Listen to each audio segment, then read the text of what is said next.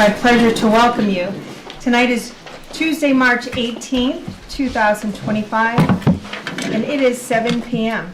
Please be advised that this open meeting is being broadcast live and recorded for playback by WRPS at youtube.com/WRPS Rockland. Please go to WRPS Rockland for further information.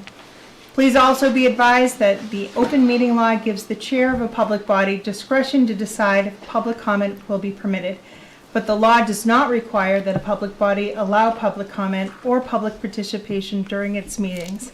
We're going to begin with the Pledge of Allegiance. Chief Zioli, could you please start us? To the flag of the United States of America and to the republic for which it stands, one nation, under God, indivisible, with liberty and justice for all. Thank you. Next, we have community announcements. Doug? Thanks, Tiffany. A couple announcements. The first is the town clerk has asked me to announce that early voting dates will be from April 2nd through April 9th. That'll be here at Town Hall, early voting for the annual town election. The annual town election is on April 12th. The next item that the clerk asked me to inform the public is the deadline for licensing dogs, March 31st. Everyone that has a dog, please make sure to get them licensed in time so you can avoid the fines. Also, just public notice that the special town meeting warrant is formally open per our town charter, just announcing that. And then lastly, our standard announcement that our fire station building project and now the ladder truck project for the fire department are both going to be on the annual town election, which is April 12th, and the annual town meeting, which is May 5th. And if I can just expand on the, thank you, Sue. If I can, hold on one sec.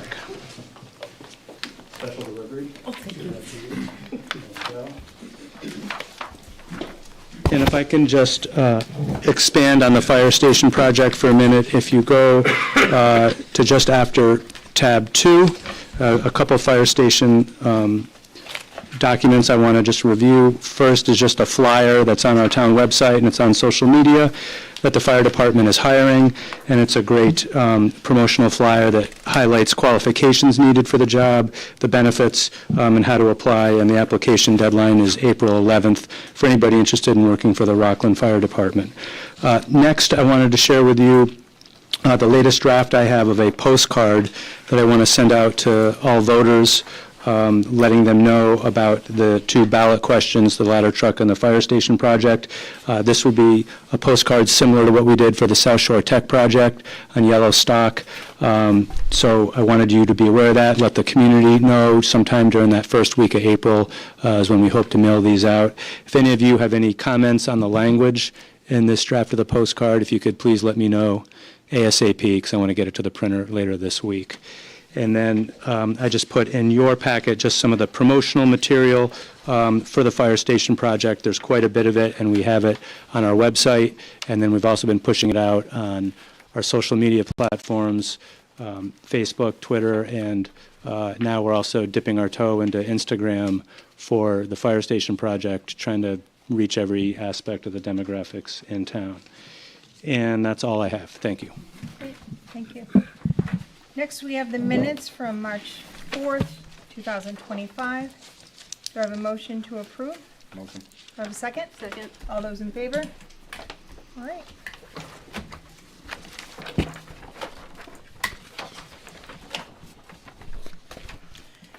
Next, we have the 7 p.m. public hearing, National Grid new pole installation at the intersection of Summit Street and Myrtle Street. Do I have a motion to begin the 7 p.m. public hearing? Motion. Roll call. Do I have a second? Second. Roll call vote. Board Member O'Loughlin? Yes. Select Board Member Ellard? Yes. Select Board Member Shortle? Yes. Vice Chair Childs? Yes. And me, yes, that's unanimous. Is anyone here from National Grid? Please come on up and introduce yourself. Hello. How you doing, guys? Thank you for being here. Thank you. My name is Mohammed. I work for National Grid in Brockton.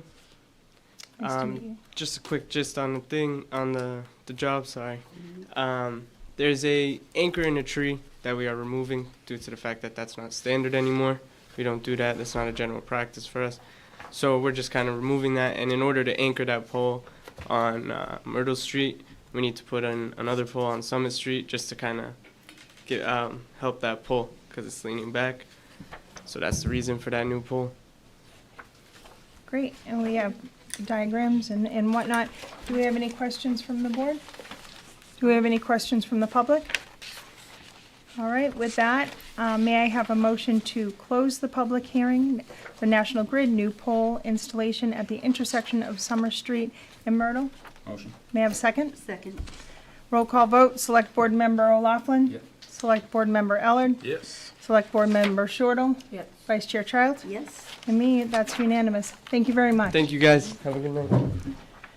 Next, we have the one-day liquor license. Excuse me, Tiffany, I think Yes. you closed the hearing, but I don't think you actually voted to Oh. accept it. So, one more vote. Motion Hold on, yes. You're almost ready. Speed Make racer. a motion to approve the pole at Summit and Myrtle Street.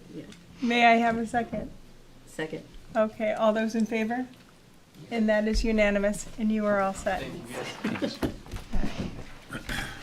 And I was doing so good. All right, next we have a one-day liquor license, Trinity Episcopal Church. Come on up and make me look good. We have March 30th, 2025, 2 to 5. Welcome. Yes, thank you very much. And if you could please introduce yourself. Yes, I'm Karen Bond, a member of Trinity Episcopal Church. We are doing our 9th annual fundraising event. It's a wine tasting with food pairings. It's really a phenomenal event. It's really a sit-down, 6-course sampling of wine with very specifically curated food, homemade, to go with each wine. And we have some, raffle items and different things. It's really a fun event, and you've been very generous to grant us this license in the past. Wonderful, it sounds you. phenomenal. Do we have any questions from the board? Yeah, I have two questions. Yes. Who does this benefit, fundraiser? Does it benefit the church? It or- benefits the church. All Does it? funds go to the church. It includes the, some capital improvements for the building, but mostly it's outreach and mission work. Oh, okay, great. And is there a wine company that's sponsoring this to? No, or you guys are doing it on your own? presenter that we have, her name is Wendy Coder Scandora. She's in the business, I believe she works for a distributor, but she curates the wine herself and matches the theme that we have each year. wonderful. And she does the educating about the various wines that we produce. And are tickets still available? Tickets are still available. You can see me. They're $40 per person. Great, thank you. Thanks. So with that said, Make a motion to approve. And do I have a the second? warrant tasting? Yep, second. all those in favor? And that's unanimous. Thank you got it. very much. Thank you very much. And good luck Appreciate with it. your event. Thank you.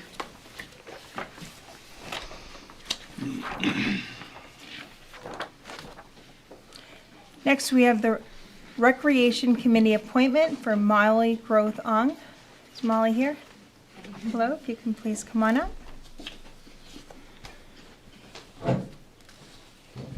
If you could please introduce yourself. Hi, I am Molly Grothon. I live on Moncrief Road in Rockland. Thank you. And can you tell us a little bit about why you are interested in joining this committee?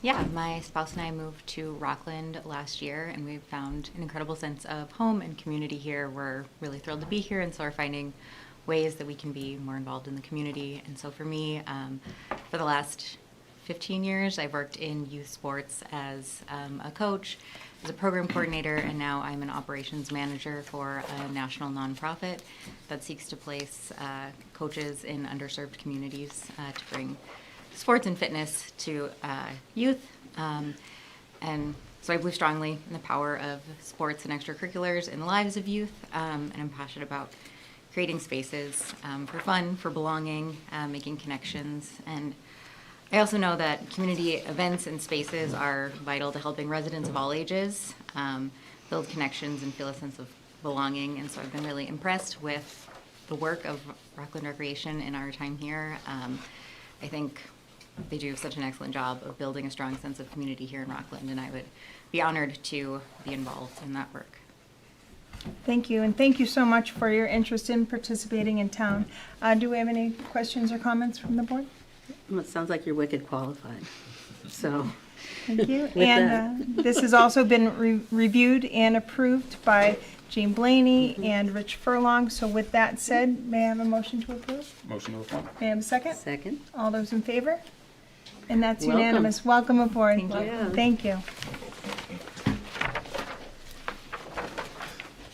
The next we have vote to designate the Recreation Committee members as special municipal employees.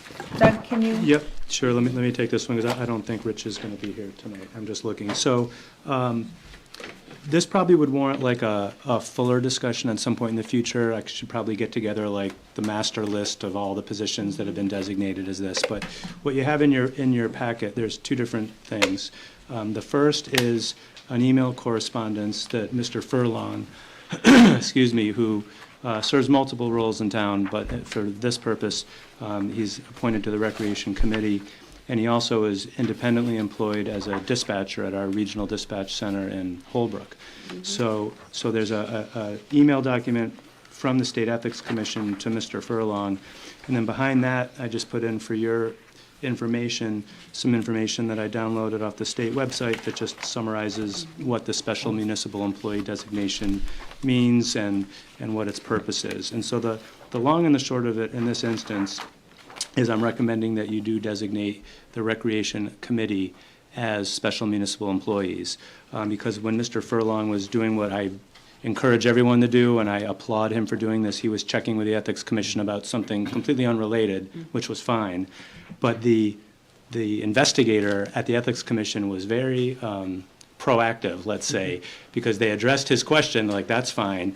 Then they did all this other research, and if you read through this, you'll see she realized that he's a dispatcher for the regional dispatch in Holbrook, and he's appointed to the Recreation Committee. And so her position is that his work at the regional dispatch center really is sort of employed by the town of Rockland, even though we kind of dispute that. And as a result, to be in two different positions, the position should be appointed this, and she went back and checked all the records going back, and according to the State Ethics Commission, which is all that matters, the board has never designated that specific committee as special municipal employees. And so they recommend, just to make it all perfectly transparent and legal, that we designate the board, the Recreation Committee, not individual people, just the positions, as special municipal employees. Then he would fill out a disclosure and everything would be fine. And again, just to be really clear, in my opinion, there's really no conflict. There is no issue. I mean, we're one of many towns that pays into the regional dispatch center, but it's not a town of Rockland employee, and so there's really truly no conflict with his volunteer role on that.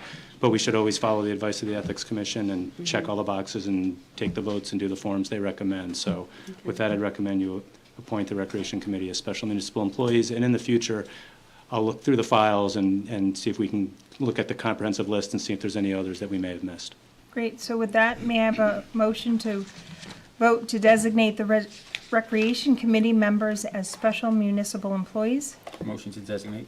Do I have a second? Second. All those in favor? And that's unanimous. Thank you. Thank you. Next, we have the request for open space and recreation plan update subcommittee. Allison Quinn, town planner. Hi, Allison.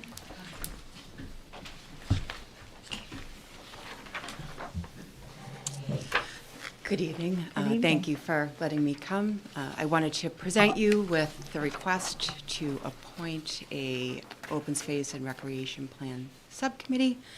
The current open space and recreation plan expires this coming July. And so we have a little bit of a time crunch. I was actually just downstairs with the open space committee going over a budget and timeline and updating them as to where we were. But part of this process requires that the state, you guys, the select board, appoint a subcommittee for the task of engaging potentially a consultant and to come up with a plan. And that subcommittee includes, but isn't limited to, members of the existing open space committee, parks, the rec department, conservation commission, I think one community member, and potentially one select board member. I didn't bring the list with me because I wasn't sure if you guys wanted to change it, but it is a requirement moving forward with the open space plan. So that's the request I have for you this evening. And Tiffany, can I add on to Please. what Allison was saying? So in your packet is a couple of excerpted pages from the current open space and rec plan, and it includes page 2, which lists the members of the committee the last time this was done. And it's basically what Allison said with a few more. There was a select board member, a recreation and parks committee member, town forest committee member. The town forest committee is no longer in existence, but Mr. Anderson is also on the open space committee. Open space, someone from the schools and the council on aging, conservation commission, park superintendent, and the recreation director, as well as town staff supporting them. So I think, you correct me if I'm wrong, Allison, but I think our thinking was it would be the same groups of people. The individuals would be different because there's different members on the different boards, but that you vote you vote this committee into existence, and then I think we would reach out to each of those different groups. Obviously, you can appoint whichever one of you wants to serve in that role, and the other groups would recommend. Is that in Correct. sync with you? Yes. Okay. All right, and when would you need those recommendations or appointments by? I think the sooner the better. I spoke with DCR today. That's one of the grant applications that we're pursuing, and we're kind of like at an odd spot. So the open space plan does expire in July, but the grant that I've applied for would have to be spent by the end of this fiscal year, which would be July 1st of 2025. And so I can apply for the next funding round when it drops to cover 2026 fiscal year. But we were kind of in this weird space where, like, we put, a capital request in for $30,000 to cover part of this plan. I have a Metropolitan Area Planning Council grant in for another funding source. So we're trying to cover all our bases, but the way that the grants dropped, the timing didn't line up. So I have a Zoom call with DCR tomorrow. They have committed that even if we are not able to get the 2025 grant, they'll work with us on the 2026 funding round, but they will allow us to make any applications through DCR up until December 31st of 2025. So they will honor it up through the end of the year. But I do think time is of the essence on this. Sure. Tiffany, can I make one suggestion? Please. And this is obviously completely up to the board. But given that the makeup of this committee, if you want to keep it the same, they're already either, elected select board members or people that have been elected or appointed to these other boards and committees already. So I think there's two ways you could do it. You could kind of vote to keep the makeup as is shown on this page, and then just leave it up to the individual boards to kind of self-select which one of their members will fill their roles. Or you could wait, have them make their recommendations to Allison, she brings it back to your next meeting, and then you could vote on the individual people. And you might want to prefer the latter, but I just wanted to throw out both options for you to think about.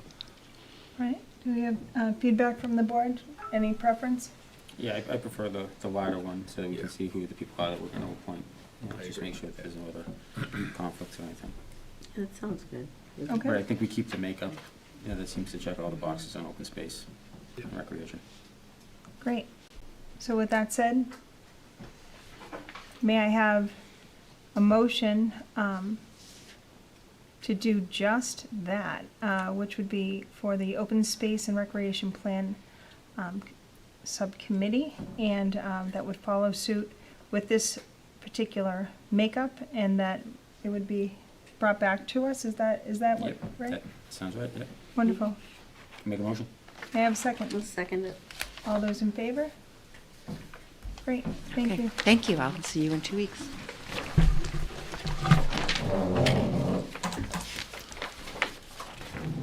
Next, we have FY26 Capital Plan with Rich Harris, the Chair of the Capital Planning Committee.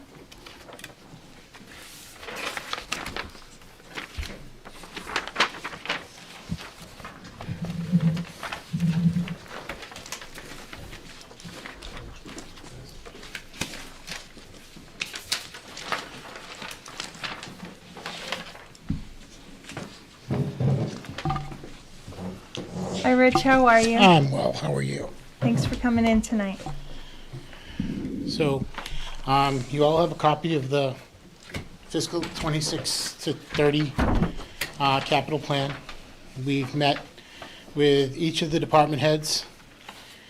looked at the projects that they have for this year, next year, and,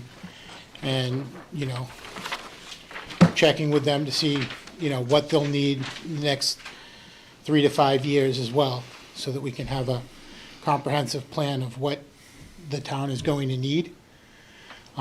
We asked them to rank their number 1, 2, and 3 priorities on the list that they had, because that goes into our ranking of the projects. We go through a ranking process for all projects for the specific year. Outside of any other projects, so each project is ranked individually on 5, 6 different categories, whether or not it's something that's mandatory, maintenance, if it improves efficiency, or if it's a new service, how the priority is for that department, whether or not how long the expected life is. In order for a project to be on the capital plan, it has to be at least $50,000 and have a useful life of at least 5 years. So based on the length of the useful life, that weighs into our ranking as well. Whether there's any effect on operating or maintenance costs, as well as any effect to the tax base. So if you have any questions on any of the projects or the process that we do, I'm more than happy to answer any questions you have. Thank you. Questions from the board?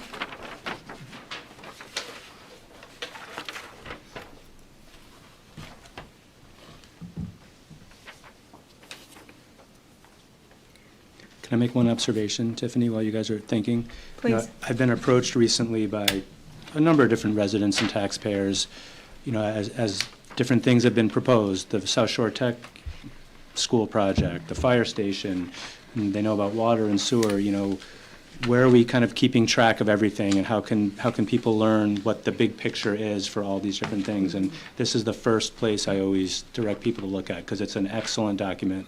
The committee does a really good job with it, and it is helpful for residents to be able to look at 2 full pages of this going out 5 years to understand what's on the horizon. So I want to thank the committee, because it's not just like an academic exercise. I think residents have found this helpful, and we do always keep the most current version on the town website in a variety of places.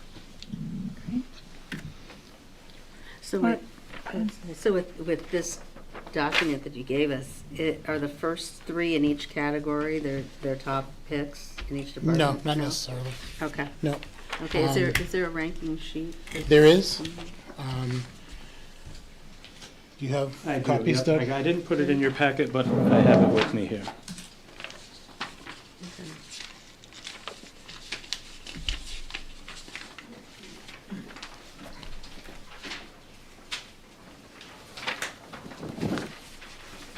Thank you. At our last meeting, we go through and we score each project Yeah. and rank them, rank all the projects for this fiscal year. There's, I forget how many projects in total, but they're ranked in order.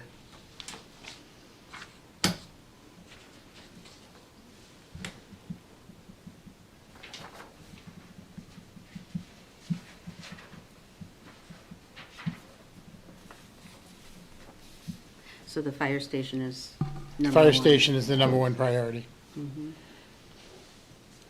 based on public safety and what Yeah. the state of the current fire station, and it was the fire chief's first priority on his list.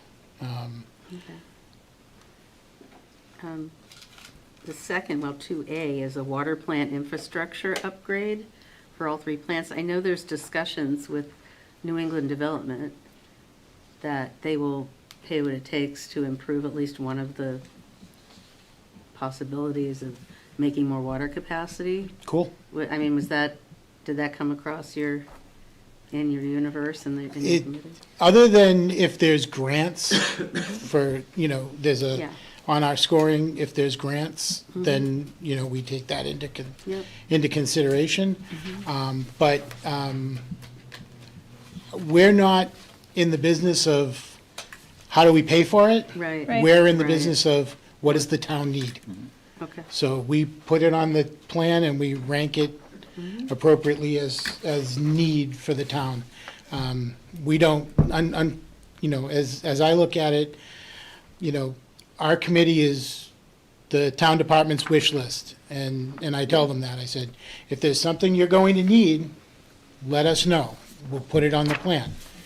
It's up to you all, the finance committee, and ultimately the town to decide how it's going to be paid for. But And Doug, is this also, will this be available on the website? Yep, absolutely. Once you approve it, it'll be on the website under several places, under the Select Board's document section, the Town Administrator page, and the Capital Planning Committee's page. Great, because I was going to read the whole thing, but that'll save. Yeah, that'll no, you save don't need me to. A little bit of time. With that said, any more questions or comments from the board? So I have a motion to approve, and thank you for all your hard work. Yes. Motion to approve FY26 capital plan. Do I have a second? Second. All those in favor? Thank you very much. That's unanimous.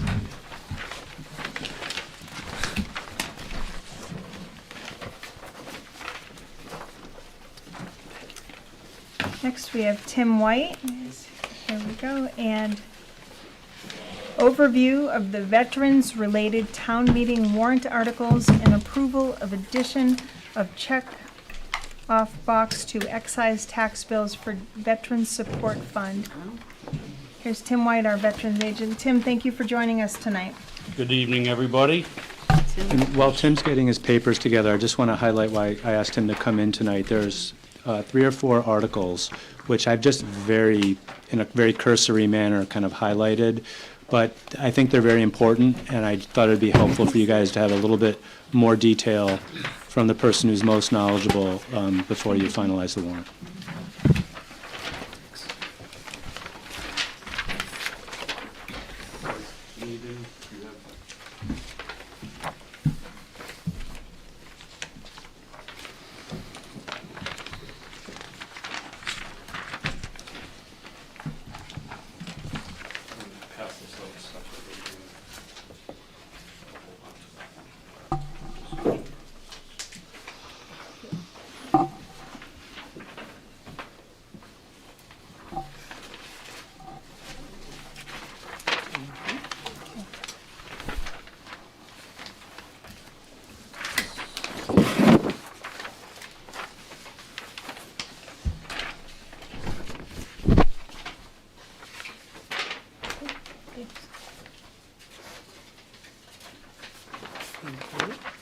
Thank you.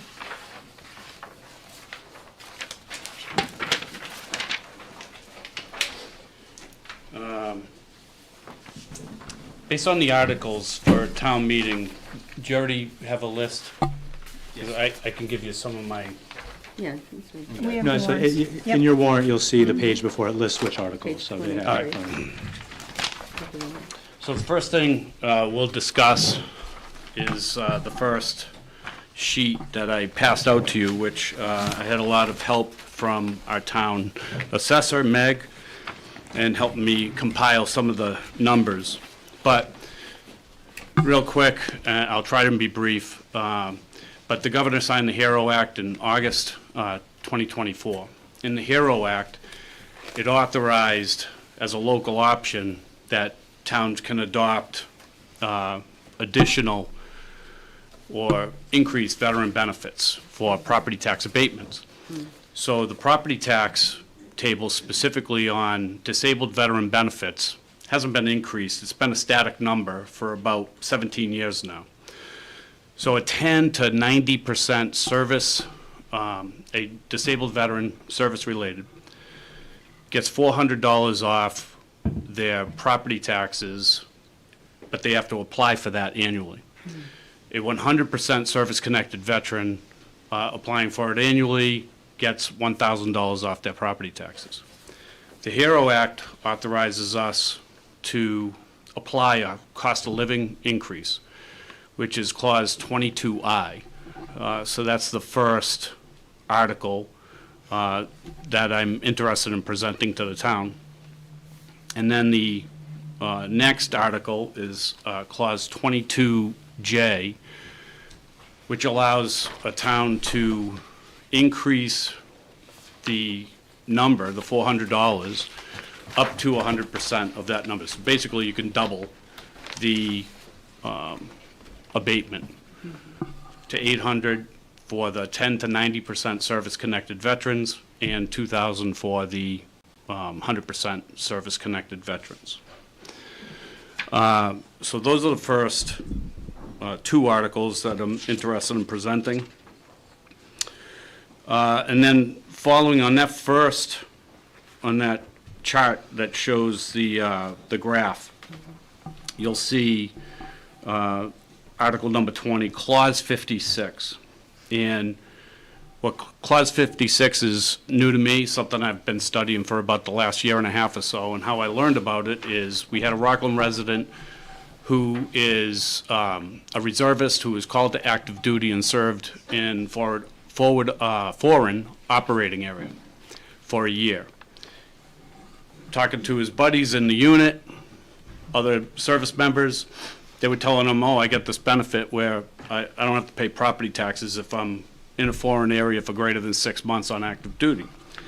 So he called me, hey, we got this, and I did research with town clerk's office, and we haven't adopted it. So with the help of Meg, we started calling different communities who has this, who doesn't, so forth.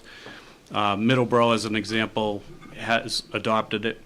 I think Uxbridge, so different towns, the cities as well. So I then did some further research, talked to the Command Sergeant Major of Army National Guard and Air National Guard, and they told me there's 27 Rockland residents that are serving in the Army and Air National Guard right now. So based on that number, because I don't have a number on like the Navy reserves or Coast Guard reserves, that type of thing, we were trying to gauge a worst case scenario of, okay, if a bunch of Rockland residents got called up and served greater than 180 days in a foreign area, they would be eligible for this if we passed this abatement, which I'm very interested in doing. It kind of keeps us current, really, amongst all the state towns, amongst all these articles. It keeps us current with all surrounding towns, etc. But this would abate in full during that fiscal year while they're away, their property taxes. So I don't know of the 27 how many are homeowners. Some could be young and still living with their parents, but they're serving. So we tried to give an estimate, but really this is just a snapshot in time. If we only had one that's serving for greater than 180 days in a foreign area, that one person just brings me a copy of the orders, and then they work with the assessor's office like they normally do on other abatements. So I'm interested in having that passed. And then finally, what's not on the graph is, this is something that I did while I was in Hanson. It's a proposed acceptance of the provisions of Mass General Law, Chapter 33, Section 59. Effect of military service on salary, seniority, leave allowances of public employees. So what this does, in short, really is make sure that reservists and National Guards men and women, if they're activated on Title 10 or in training, their remuneration, if you will, would stay steady. So they would get the difference in their pay. If their pay is lower in the military, they would get the difference to kind of maintain their status. They also maintain their leave, sick leave, vacation time, seniority, and so forth. I had dealt with this because, like, a Hanson firefighter was activated overseas and was a junior enlisted person, made next to nothing, and the town of Hanson just made sure he kind of maintained the difference. So there is a cost there to do that, and this is for public employees, so teachers, firefighters, police officers, and so forth. And then it's just a payroll situation. There's nothing grand to it at all. It's just getting it accepted so that should somebody get called up, we're just maintaining the difference. That's all. Any questions on those articles? And I can certainly brief you at a later date with more depth as necessary. So I'll move on to, if you would, where I kind of blackened out. This is the insert that the tax collector puts in the excise tax bills. And so I talked to Judy, actually I talked to a bunch of people. I'm interested, if you look at the other example of an insert, this is what Hingham uses, where they have a voluntary checkoff for contributions to local funds. Hingham lists like 4 different funds. In Rockland, we have a voluntary checkoff for contribution to taxation relief fund. Well, I maintain a veterans support fund, basically a veterans in need fund. It provides me great flexibility for a veteran who comes into the office that is, stressed out or in dire need of something, but may not be eligible for Chapter 115, maybe slightly over income, but they're still hurting, whatever, they're living paycheck to paycheck, they could be undergoing a medical situation, whatever it is. I just want to have flexibility to be able to help them out. Maybe I can pay a medical bill, maybe I can get their car fixed, maybe I can get them a tank of oil. Whatever that need is, that's what that Veterans Support Fund is there for. Well, nobody knows about it, nobody gives to it. It's just it's always low. Right now I might have $1,200 in the Veterans Support Fund.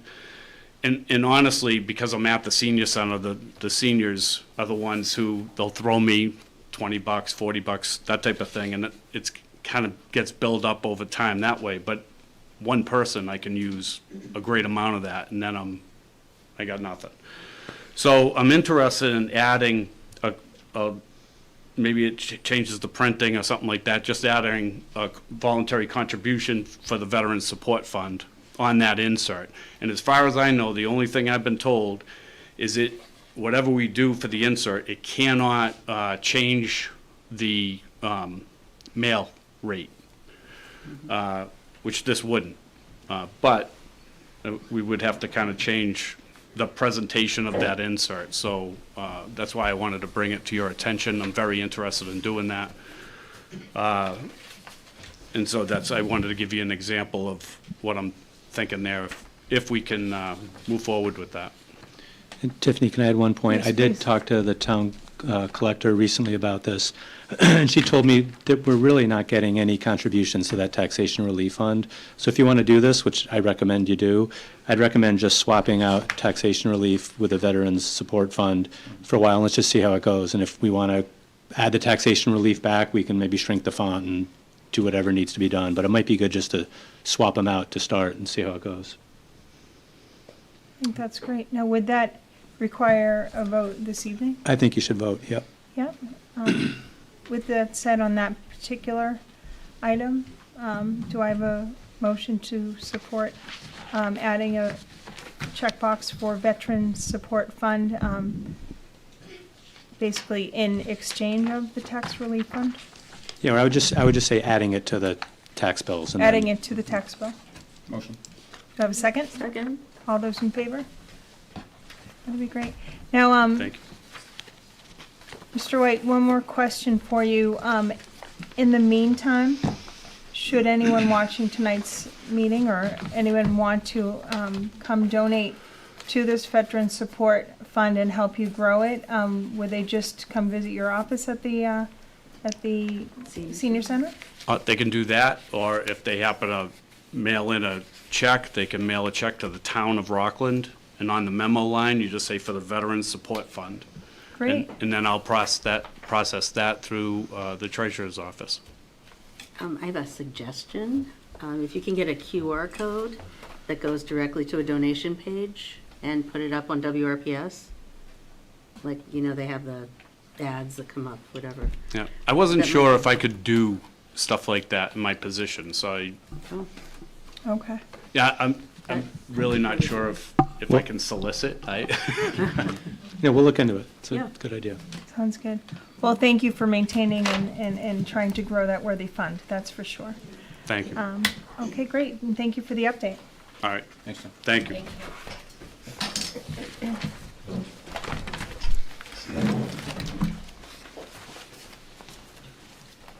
Next, we have the special annual town meeting warrant. Doug? So Tiffany, if you'd like, given the time, we could skip down to the 7:30 public hearing, and then we could do the warrant after, if you'd like. That'd be great, okay.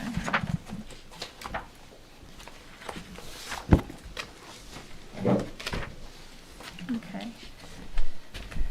Next, we have may I have a motion to open the 7:30 PM continuation of public hearing pursuant to General Law, Chapter 138, Section 64, on potential modification, suspension, revocation, or cancellation of inholder's license to sell alcoholic beverages, to wit, 167 Union Street LLC, DBA The Banner, William T. Barry, manager.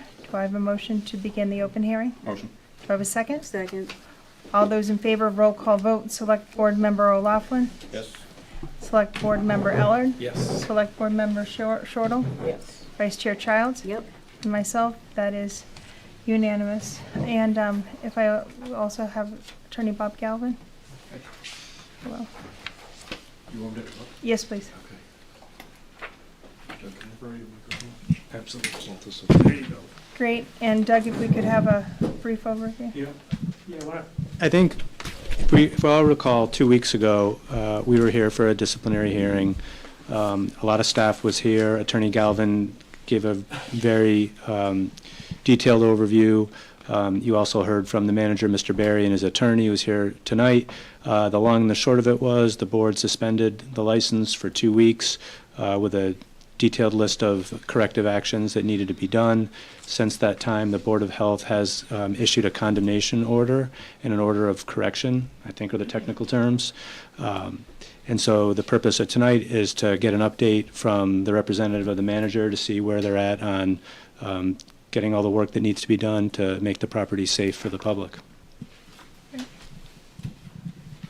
So I think Mr. Lapp has kind of updated you accurately what's happened. A couple of days after your hearing, the Board of Health went out and conducted a further inspection, and we haven't technically condemned the building. There's been a correction order issued and a vacate order issued. So the people that were living in the 11 units above the property were ordered to vacate as a result of conditions that were observed to be a violation of the state sanitary code. The conditions were such that the health agent felt that they were an immediate threat to the health, safety, and welfare of the residents, so she consulted with me and issued an order to that effect. There has been some question as to whether they've all vacated, but more or less they're not. They do not appear to be sleeping there, but there was an inspection earlier today, and there was some evidence that people had been coming back. We don't know the extent to which that's been done. My understanding as of today is that Mr. Barry's taken additional steps to secure the property. I think the health agent has left some, signs that should be able to tell if anybody's returning to the property, but the residential units should not be occupied until the health agent clears the property. Over the last 2 weeks, there has been a flurry of activity there. They've made some progress. Unfortunately, some of that progress has been without the required permits the building department wants them to have.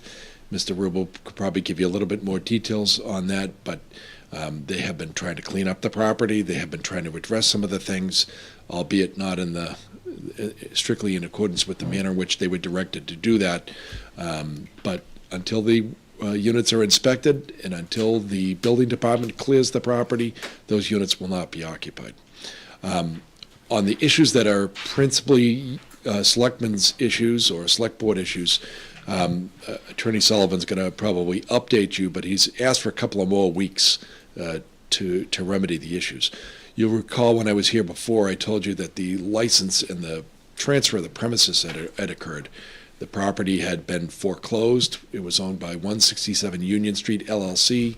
A new LLC called 167 Union LLC reacquired the property from the winning bidder at the foreclosure sale, borrowed money from a new mortgagee, and has been operating the premises. That created a zoning issue. It created an issue for you all because your license issued to the original LLC and not to the new LLC. So Attorney Sullivan will probably tell you how he's handled that.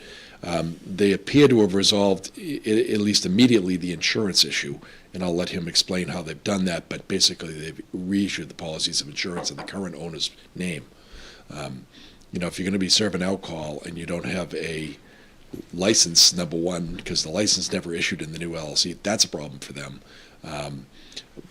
My understanding is they may be transferring it back to the original LLC, which was licensed, but I'll let, again, Attorney Sullivan fill you in on that. They're not done. They've made some strides. I think Attorney Sullivan calls me pretty much every day to tell me what they're doing. I tell him what I'm hearing in terms of feedback from our staff. Some of it I wish we didn't have to talk about, and we're still talking about, but we're in a better situation than we were before. No one's going to get hurt. The fire hazards are in the process of being abated. The tenants are safe for now. Obviously, they're inconvenienced in a very extreme way, but we're making some progress. So I would be supportive of his request to continue this matter for a couple of weeks to see if they can solve these issues. And if they're not solved in 2 weeks, then I think we have a lot bigger problems. Great, thank you. Attorney Sullivan. Thank you. Good evening. Just for the record, my name is Walter Sullivan. I'm the attorney for the owner. So just briefly, because I think you've heard accurately from the town manager and from Attorney Galvin, 2 weeks ago, it was explained that the entity which owned the building and operated the banner had changed, and the insurance wasn't accurately reflected in that. So the way that I propose to cure that is we will convey the property back into the original LLC, which requires me to get the assent of both lenders. Both of those lenders and their counsel have agreed to do that. However, I have now gotten all the insurance in the name of the correct LLC, which owns the building. I'm not going to transfer it and get the subordination by the mortgagees until I have the insurance in place, which we're not going to do until we have the property properly permitted and remedied. So it's in place, but it hasn't been done because then I'll have to change the insurance back to the way it was. So that's where it's under control. I've talked to the attorneys for both lenders, and they're amenable. So that's sort of ownership and the insurance. Shortly after the hearing, the Board of Health agent did condemn the building, and my client relocated all of the tenants, all 11 of them. I did understand through Attorney Galvin that there was some evidence that people had returned during the daytime hours. My client has installed a lock on the outdoor door, which none of the tenants have access to, and a key's been given to the fire chief, it's my understanding, for safety purposes. So that should take care of that problem. There has been an issue with some of the permits for the electrical. There were permits that were applied for, I think, on the 17th, but it didn't cover all the work being done with respect to one of the mini splits. I think that's been applied for today. I think the building inspector, Mr. Rubel, is waiting, and I think the electrical inspector, Mr. Kemet, are waiting for information on that mini split that's there, and my client intends to have that delivered to them tomorrow. I think there was a vent that wasn't properly connected to the outside. My client had applied for one of the mini splits and the vent on the same permit. He's separating those. I think the vent work has been done. It just hasn't been inspected. The bigger thing that's going to require some time is that the fire chief has required that there be a completely new fire detection system put in place, which requires architectural drawings, The architect is going in there tomorrow. And then that'll have to be designed, approved by the fire chief, installed, and then there's an as-built requirement. So that's the one thing we might be a little tight on with respect to coming back here in 2 weeks if the board is inclined to grant us that kind of extension. There's an awful lot of work here, more than, I think, than Mr. Barry or I understood when we were here 2 weeks ago. He acknowledges it. He has no choice. It has to be done. He's not deriving any income from this property whatsoever, but he's committed to it emotionally and financially, and he is working on trying to remedy these things. I will say every day he advises me that he sends an email to the Board of Health agent and lets her know who will be in the property working on it to make sure that there's no misunderstanding, because I think there had been some misunderstanding there. So that's where we're at. We've achieved a lot, but we still have a long way to go. My client understands that, and he's doing everything he can to bring himself into compliance. Thank you. Do we have any questions from the board? Yeah. I understand that he, as far as parking for the banner goes, he shares it with Mr. Patel? He does. Okay, and they had an agreement where he pays rent to Mr. Patel? That's right. It's a license. Okay. So according to Mr. Patel, the parking lease was revoked because he hadn't paid the rent in a proper manner? So I'm sorry. Yeah, and so the dumpsters were removed for the banner from the parking lot? And it's my understanding that that's also a zoning agreement, so would you then have to go back to zoning and? So I spoke to Mr. Patel's attorney today, and he told me it hasn't been revoked, that there was a notice letter saying you need to come into compliance. So my client intends to come into compliance. Attorney Looney represents Mr. Patel. He said he would give me a copy of that letter, telling me exactly what my client has to do to come into compliance. Obviously, we can't open until we deal with dumpsters, and that license was part of his approval, so we will be in compliance. Okay. All right. Thanks. Thank you. Thank you. Any others? Well, I guess I mean, it's great. Everything sounds great so far, that they're taking, proactive steps to get these issues addressed. What do we do going forward? Because this is a pattern with your client, where issues come up and he continues to ignore them. What guarantees are we able to get that he'll respond when local inspectors come in and ask him to do something in a timely manner? Well, obviously, their jurisdiction is the liquor license, and if he's not in compliance, I think there's a record here of what you have done, and he's under suspension, and you can take action, but I would not advise the board what to do, but I think that's your jurisdiction. Tiffany, if it'd be appropriate, I'd love to hear from some of the local inspectors to see how they feel about compliance at this point and where they're at with what they've asked them to accomplish. Absolutely, and because they're here, so yes.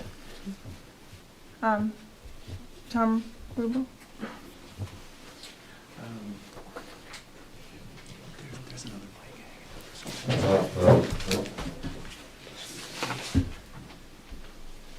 Good evening. Good evening. Hello. I am pretty much upset with the work that's being done down there. He has plenty of notices that all the work that has to be done down there needs to be permitted. When I was there the 18th, there was probably, the electrical inspector can back me up on this, there was a lot of electrical work being done in there. There are no permits pulled on the work that was done, over and above what we've seen for the prior inspection. So this just keeps on going on and on and on. I did talk to Mr. Barry. He did say that he needed an extension. He did say that he needed a couple more weeks. But when is he going to pull permits? We need permits, and the work has to be inspected. He keeps on doing the work, and sometimes this is going to back up, because he's going to do some work that we're going to have to tear some stuff apart because we never inspected it. So we need to have permits pulled, Mr. Sullivan. And I think there was a couple emails out there saying that the tradesman is supposed to go in there, evaluate what has to be done, and pull permits. Not to go in there to do work. There's a lot of work. If you need to take a tour in there, I can show you how much work was done over and above what we were there last time. John, the electrical inspector, he gave me a little report today. I don't know if you have it, because he just gave it to me, about all the work that's been done without a permit. We need permits. So just so the public knows, why are permits important? Permits are important so that the work is done correctly and safely. It's not a thing about fees, it's a thing about safety. So they get a permit and then you have a certain date it needs to be done by, then you go back and inspect the work? Right. Okay. Yes, and the work is being done. Like I said, I'd like to hear you, the fire department and the electrical, those are my two main concerns that are down there now. I don't see anything or any sign on the mini splits that have been done on the manual J's that we need to report on the units that are already there. It's a mess. And he's gonna have to do some of that work and back up. But he needs to pull permits. I can't express it more than enough. We need permits.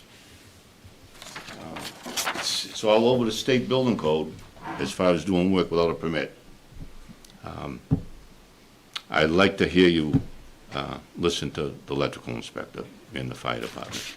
Great. But on my end, I need permits. Tom, is it anything that's out of the ordinary for a worker or a contractor to go in and establish a plan and then come to the building department and apply for permits all at once and run that plan past you guys? Is that That's what we asked the for. standard operating procedure, right? Yeah, So yeah. so for somebody that's been in this field for 45 years, these are things that he should know, right?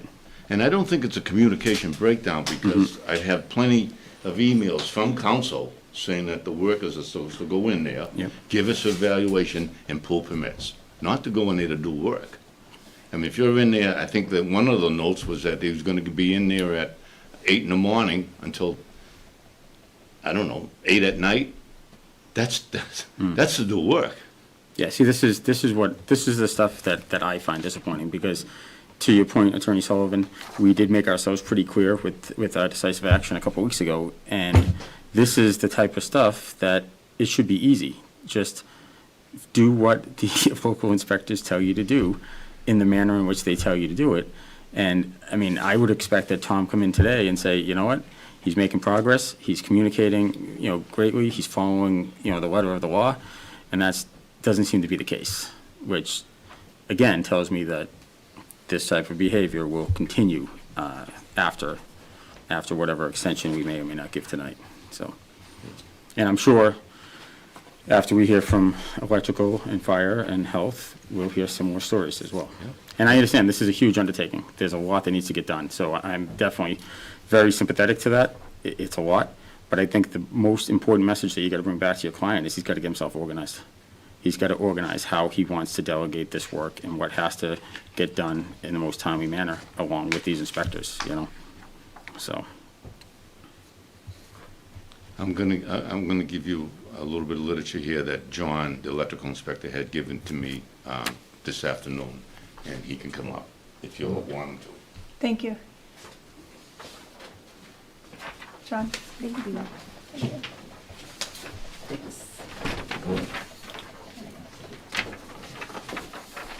you. thanks, Tom. Hey, John, for the purpose of the meeting, if you could introduce yourself. Hi, my name is John Kemet, and I'm your wiring inspector. Thank you. And thank you for your update tonight.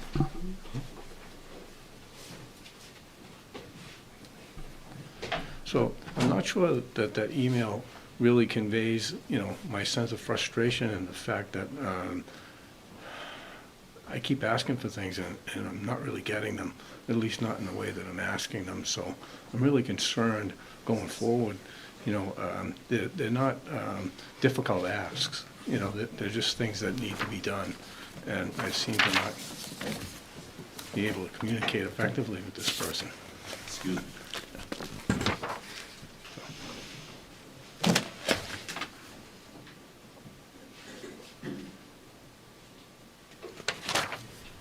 I'm looking at some of these, the requests and the inspections, copies of the inspections that have been done. It appears as though what you guys are asking is clear as day, and it's concise. So, again, I think it just comes back to some communication in his end, and just getting organized and figuring out how he's going to address this. And I understand your frustration. I mean, you're just trying to keep the residents and the occupants safe in that building. It's disappointing when you see something clear as day what the request is, and there seems to be a miscommunication or misunderstanding as to the simple request that's being made. So I feel your frustration. Thank you. Just curious, because there's a 2-week window that we've been talking about right now. I'm just curious about your feelings. Do you think that what is being asked could be achieved if done so in an organized manner in 2 weeks? Doubtful. Okay. Given the pattern in the past. Right. I feel like, I wish things would speed up. I would love to see, this work finished, and I met with an electrician today, and, he's really excited about moving forward, but, I had to explain to him that we don't have the proper permits in place. So, I think, they could get it done, and maybe, but it's that level of cooperation that I'm getting at this point. It's very frustrating to see that, I asked for, appliances to be removed in 72 hours, and I still haven't heard back on that. And I've asked for a report from an electrician, and I spoke to the electrician today, and he had no idea that a written report was required. So, I don't know if that answers your question or not, but that's... Okay. Thank you. Just curious, is there one specific itemized list, almost per department, of everything that is needed to move forward? Or is it, as they begin one project, something else kind of will, come up that needs to also be addressed? How does that work? Well, I have, I believe it's 26 pages of photographs that I've Yep. been slowly going through, trying to, put electrical code violations to those. It's pretty comprehensive and Right. time-consuming as well. So my original hope was that the electrician would go through the building and come up with a plan to address most of those, and again, all I get is him putting in outlets. So, yeah. Okay. Well, thank you for your update. Right. Um, Can I make just a inquiry if I may? It says that the building permit application was filed on the 17th, so is there currently an application pending for wiring? Yes, there is. And, Does he require additional permits?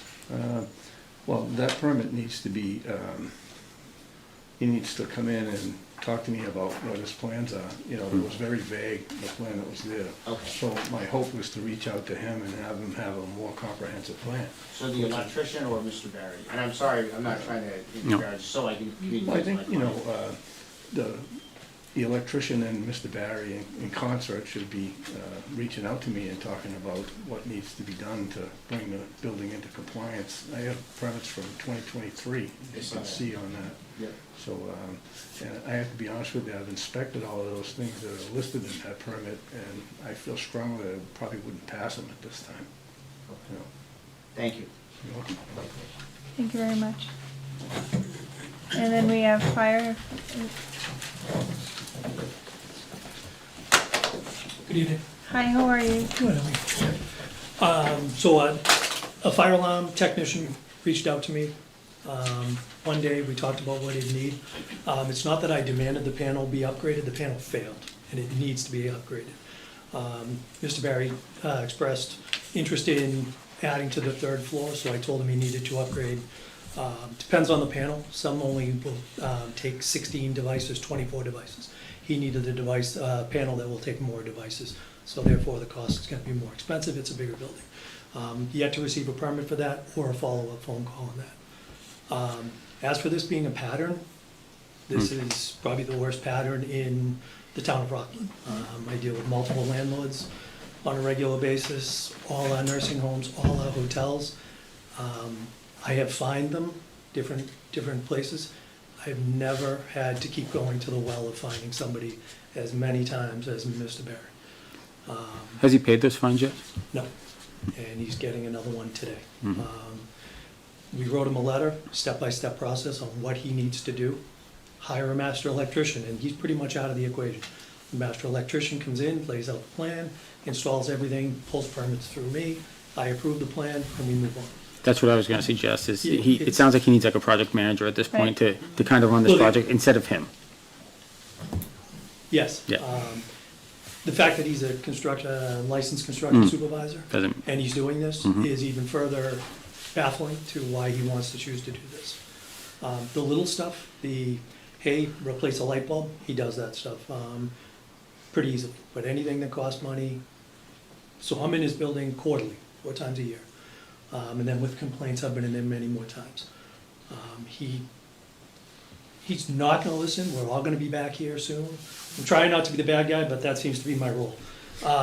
Like I said last week, I think you should revoke his permit. I have no problems standing up and justifying that. That is a rooming house. That is a building that was built in the 1890s. Somebody probably has a better date on when that building was built. It's wood frame, balloon frame construction, extremely dangerous for firefighters. If something small gets going in that, it's gonna take off. No fire alarm is gonna stop that. The building next to it, wood shingles on the side across from the patio, is gonna light up too. Then we're gonna affect other businesses because it is negligence and just lack of due regard.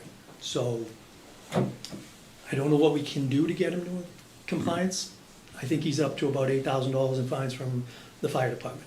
And that's gonna cycle on a 24-hour period. So each fine's gonna be $2,000 moving forward every 24 hours. So I don't know what else I can do as as the deputy chief. The chief's been involved in this, and we've tried everything. You know, he's dealt with them too, so. I have all the paperwork, but he doesn't seem to wanna comply. Thank you. Well, I wanted to make a comment. My house was balloon construction from 1823 when we had our fire. And I can concur that it goes like that. And we were in our driveway watching it go from room to room to room, and probably every 30 seconds. So it's. I was on the second floor of your house. Yeah. It was going room to room. Yeah. Yeah, so I just want to say it is a public safety hazard. Yes, it that is. construction. All right, and then we have health tonight as well.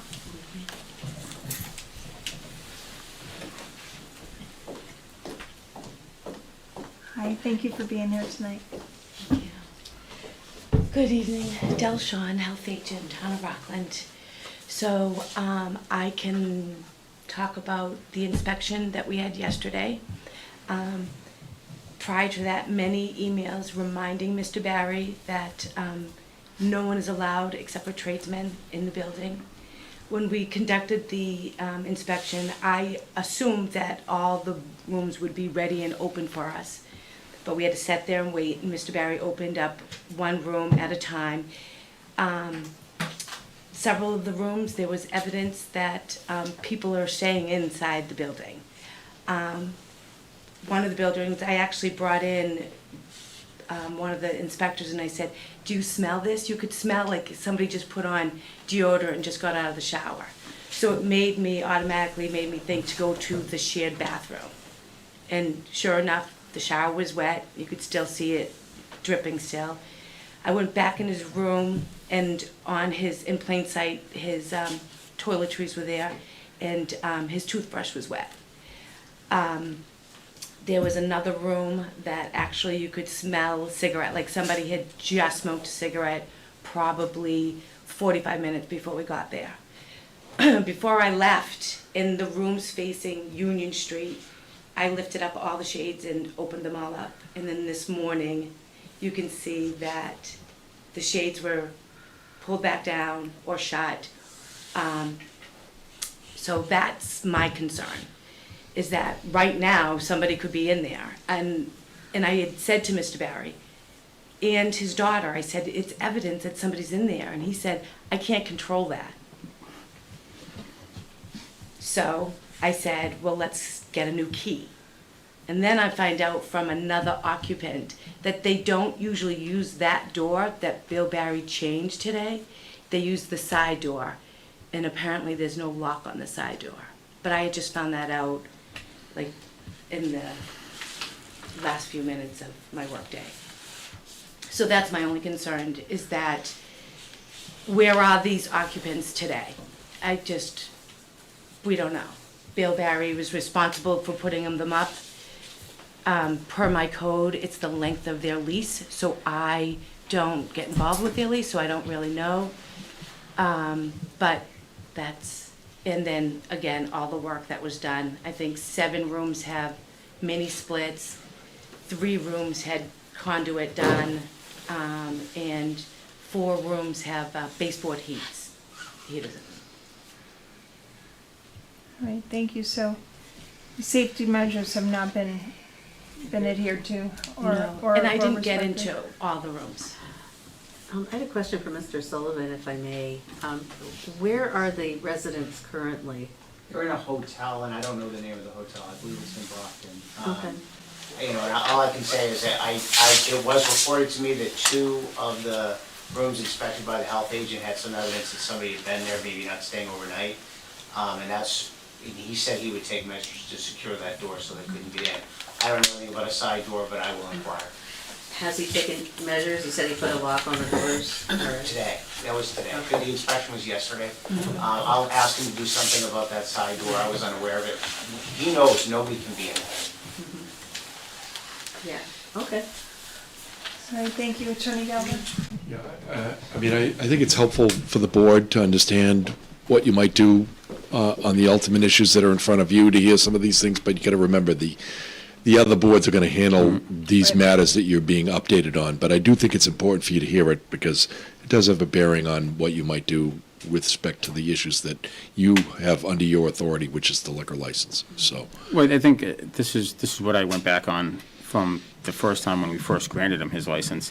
I asked him what guarantees, based on the fact that he doesn't follow the terms of any other licensing agreement that he's had, or any other permit, what guarantees could he give us that he would follow the terms of the liquor license agreement? And in this case, he did not follow those terms, and he's still continuing to not follow the terms of any other agreement that he has with these other boards. So I think, for me anyway, and I just think it becomes one of those things where I have to see something for that license to go back. I have to see something that he's willing to adhere to the terms of licenses that are given by the town. Because right now, it feels as though there's a complete lack of respect for the town and the boards that issue him licenses and the departments that inspect him. And Attorney Sullivan, obviously, you've been at this for a long time. You got a great reputation. Obviously, you know this is no reflection on you, but you got your hands full. You got your hands full with this client. So. All right. With that said, Attorney Galvin, right now, Close the public hearing. would the next measure be the request is the 2 weeks, correct? Correct. Okay. And remember, the Banner Pub and the liquor license issues are the issues that are principally yours to address. It's certainly important for you to hear all the other stuff that you've heard, but those are the issues that you have addressed. They're not solved as of tonight. Those may be solvable within a couple of weeks. They were not insignificant. New mortgagees, transfers, transfer back, new insurance certificates, all that has to be done. There will be a zoning issue that they'll have to resolve too, but if they can't resolve the liquor licenses in another 2 weeks, we have a very different issue. Okay. With that said, do I have a motion for a 2-week, for us to review? Close the public hearing. Oh, Anybody in the audience sorry. first, yeah. All right. May I have a motion? Oh, Doug, do you have anything else? No. All Anybody right. in the audience? May I have a motion to close the public hearing? Motion. Do I have a second? Second. Roll call vote. Select Board Member O'Loughlin? Yes. Select Board Member Ellard? Yes. Select Board Member Shorno? Yes. Vice Chair Child? Yes. And I am unanimous yes. With that said, do I have a motion for the 2 weeks? So I'd make a motion, and I just want to make sure that it's abundantly clear. I am willing to give, and I think the board is willing to continue to work with Mr. Barry for this term of 2 weeks. But if we hear the same stuff that we hear tonight in 2 weeks from now, I'm gonna my vote will be at that time to revoke the license, because that would be us giving him a month to get the work done. Never mind the length of time that every one of these inspectors has given courtesy to him to get the work done, and he's continued to ignore it. So, you know, he might think he can get away with ignoring those guys. He won't get away with ignoring us. So, you know, I think, you know, I'm willing to make a motion for a 2-week suspension. We revisit in 2 weeks. And if we continue to hear the same stories that we're hearing tonight, then I'm going to push for revoking the license. I guess I would say maybe we even go further. I think we might even want to go 4 weeks, just to really put the message home that we're not messing around, that I agree. 2 weeks, I don't think it's going to get done, and I think we need to begin to make it a little bit more punitive, you know, to really drive this home, that Yeah, you can't come back 2 weeks later Yeah. and have made almost zero progress, so. No, I'm comfortable with that as well. I was thinking 2 weeks because that's our next meeting, but I think she'd, you know, Madam Chair, I think it'd be worthwhile to at least have a discussion and an update in 2 weeks, because I think we can make that decision then to, you know, cancel the additional 2 weeks at that time and vote to revoke if he's not making the progress. I mean, that would have been, and it makes sense, you're right, you know, suspend it for the next 4 weeks. But that would have been 6 weeks that we're given at that point. If you can't accomplish that scope of work within 6 weeks, or at least have a plan put together with all these local inspectors that you review with them and that you show them the respect and go over the due diligence with them, then you're never going to get there. And there's no intent for him to do it, and he's just delaying it, you know? Right. I would like the update at the next meeting, and John, I agree it may take longer, but for us to move forward with anything, we would have to have a very dramatic turn of events. And they would all have to be, and like Select Board Member O'Loughlin was saying, it all comes down to basic, very basic project management, and even that has not been adhered to. Our inspectors are, you know, basically running on hamster cages, you know, just because they're trying, but they're not working with anybody who's working with them with respect. So with that said, may I have the motion for the update for the next 2 weeks? And I do agree that, you know, our intent will be geared towards revoking should we not have significant progress. Yeah. I believe in 3 strikes, you're out, and this is the second, I believe. Right. So, you know, we really want to work with them. We're really rooting for the banner because it has been in this town for such a long time and is a community hub. So, really rooting for him. So our next meeting is April 1st. I think, I do actually, you know, like John's idea, I think we make the suspension for 4 weeks right now, and we get an update in 2 weeks to decide if we want to lift it, or if we want to allow for the 2 more weeks, or if we want to revoke based on the work. Sounds fair. Yep. Do I have a second? Second. All those in favor? That is unanimous. So you would want a progress report in 2 weeks, so that the suspension is extended by 4 weeks, is that correct? Okay. Thank you very much. Thank you, Attorney Sullivan.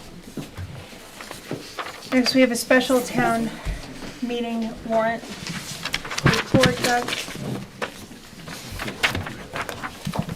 Thanks, Tiffany. I'll just wait one moment while a few of people course. exit and I get to documents. So this is in tab H in your binder.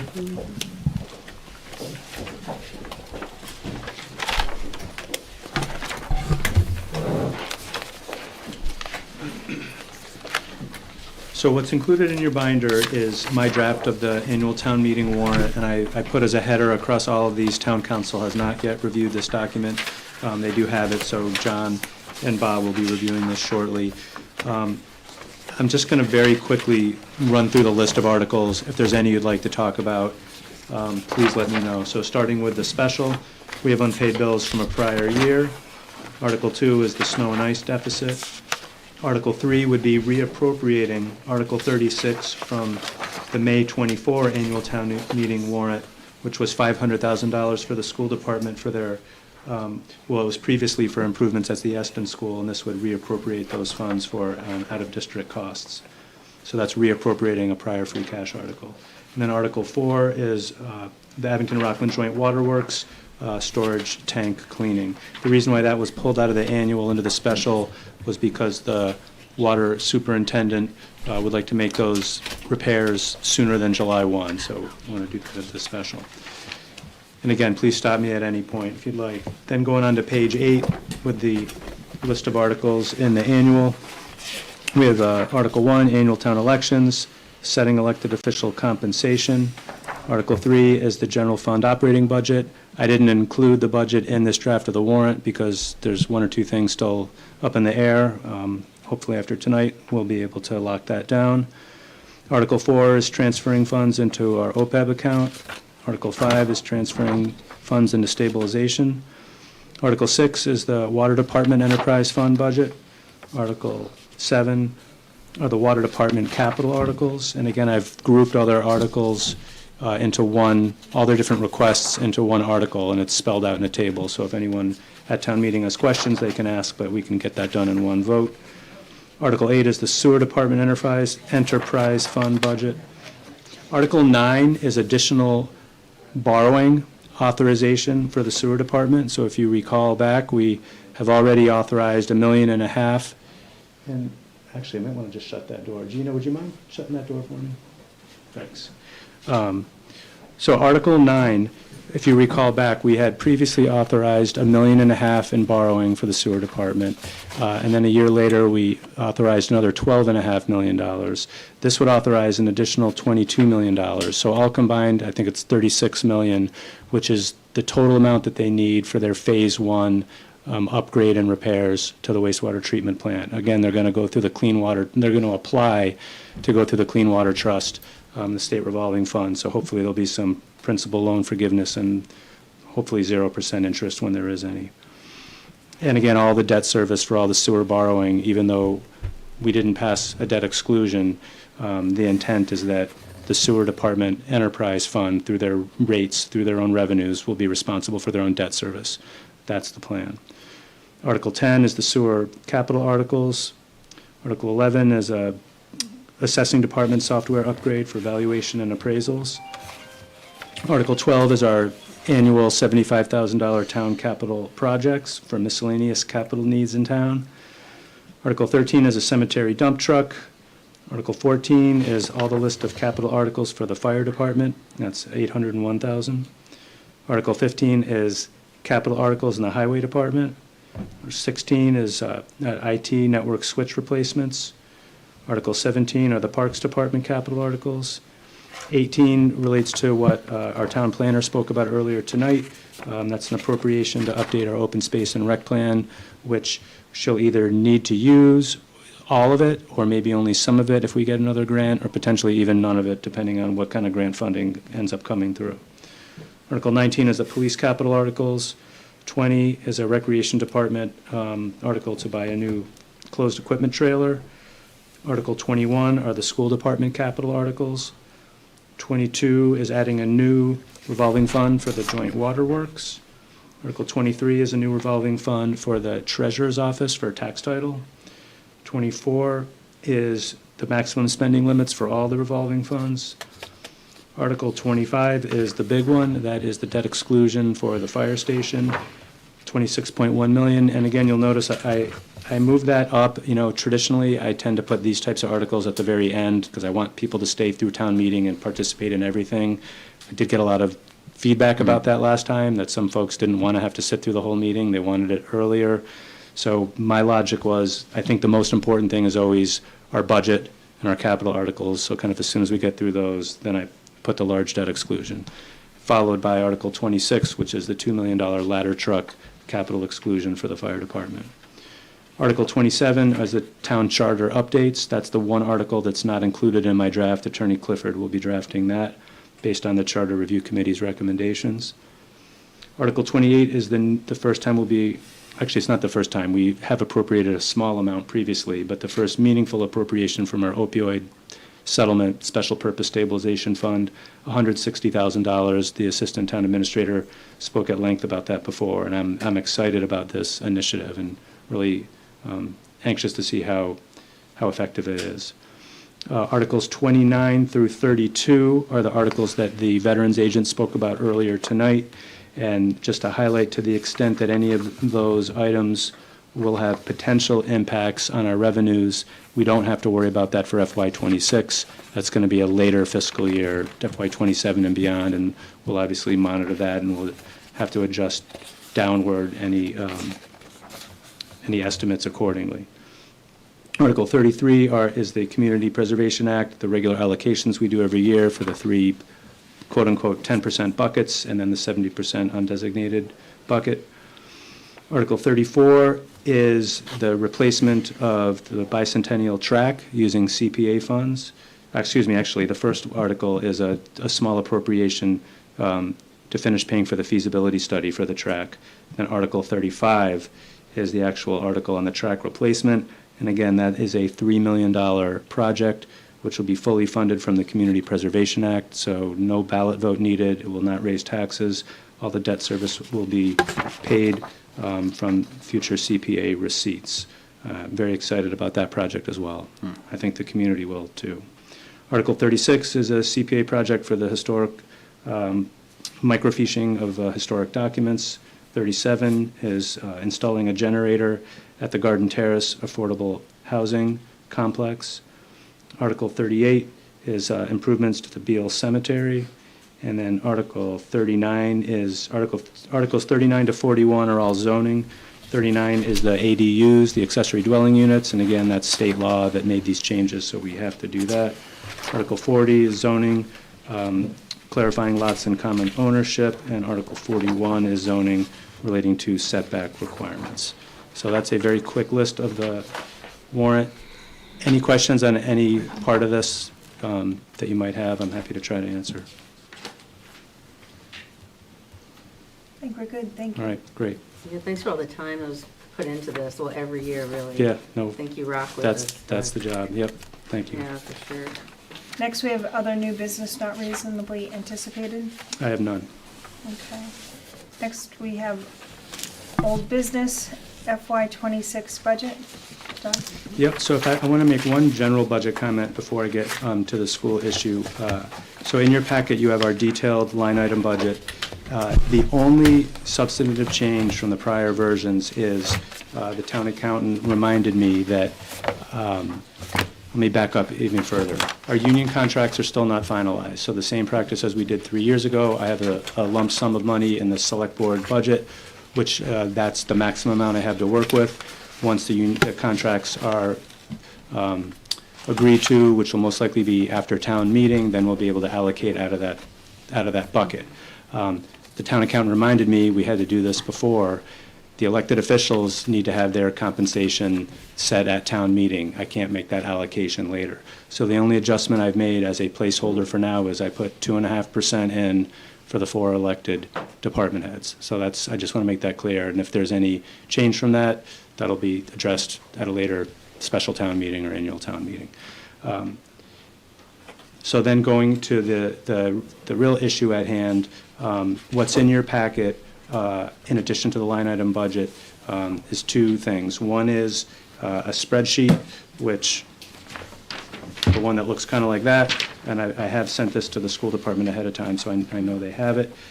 This highlights the initial general fund appropriation to the school department based on our traditional 70-30 split, and you'll see on that top row that regular 70-30 allocation resulted in a $983,000 increase in funding, which is approximately 3.2%. In our ongoing conversations with the school department, Dr. Cron and Jane Hackett had previously discussed a number of their other cost centers that were beyond their control, that they needed funding, and we came up with a plan where there's $374,000 from a grant that the school department gets from the federal government, and they are allowed to use that for associated benefits. So we're going to apply that essentially one-time grant funding toward our health insurance budget, which will defray our health insurance budget by $374,000, and we just programmed that entire amount over to the school department general fund appropriation. So that increases, that $983,000 increase went up to $1.357 million, so nearly $1.4 million increase, which equates to about 4.4%. So that's where we were earlier. Then since that time, Dr. Cron and Jane Hackett have made some very strong arguments for why they need additional funding for a number of things that are beyond their control. They're seeking $300,000, so I put a line in for that. So if that funding was approved, that would raise their increase, their year-to-year budget increase, to $1.66 million, which is approximately 5.4%. That's what they've requested there. So again, what I've presented in your packet with the line item budget reflects the 4.4% increase, and we're here to talk about the additional 300. Then down below are their free cash requests, their articles, and what we have included in our in the warrant. You'll see it totals $540,000 in various free cash items, $300,000 for out-of-district costs. So I'm calling these free cash items because they're not all capital. So for example, the $300,000 is not really capital. $50,000 for a sidewalk plow, pickup sander, $100,000 for Chromebook replacements, $90,000 for van leases. So that totals $540,000. And then the additional $500,000, which I mentioned when I went through the table of contents with a special town meeting warrant. This is not new money. This is just reappropriating what we had appropriated a year ago for the Eston School HVAC and electrical repairs, instead to be used, I believe, for sped costs. Then the other document behind that is just a couple of excerpted pages from our town financial policies on how we budget for revenues. So before the school comes up, I think you all sort of know my position, but just generally, I'm in a bit of a pickle because there's kind of two different things, pulling at me. I completely respect and understand the school department's needs for funding, especially when there's state mandates and things that occur that are completely outside of their control. I get it. I think the school department does a wonderful job, and I'm proud of the school department in Rockland. That's pulling me on one arm. On the other arm, what's pulling me is my responsibility to look out for the financial picture of the entire town and maintaining just basic financial principles that every good manager and administrator does, which is always being conservative, making sure that we don't run short, making sure that we have sufficient amount of free cash that can fund all the articles that we talk about. So that's what's difficult, and that's why I'm seeking direction from the board tonight. I know Dr. Cron and Jane, I think, have some presentation they can show and provide more detail. So maybe we should go to that unless you have any questions for me before they start. No, Dr. Cron. And maybe just give me one moment here to get the file up on the screen. Yeah, I'll give it to you in 1 minute. Let me do my thing first, and I'll bring it right over.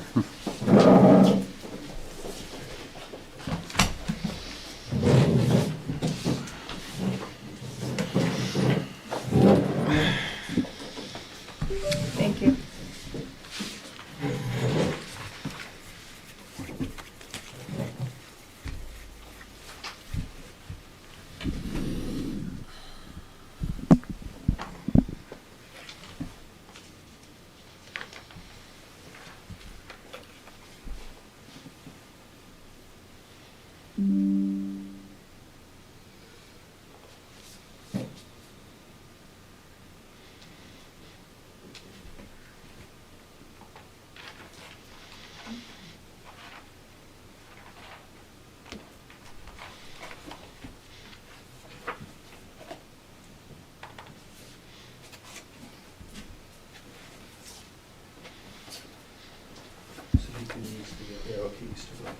Thank you. Yeah, thanks. Thank you for having us.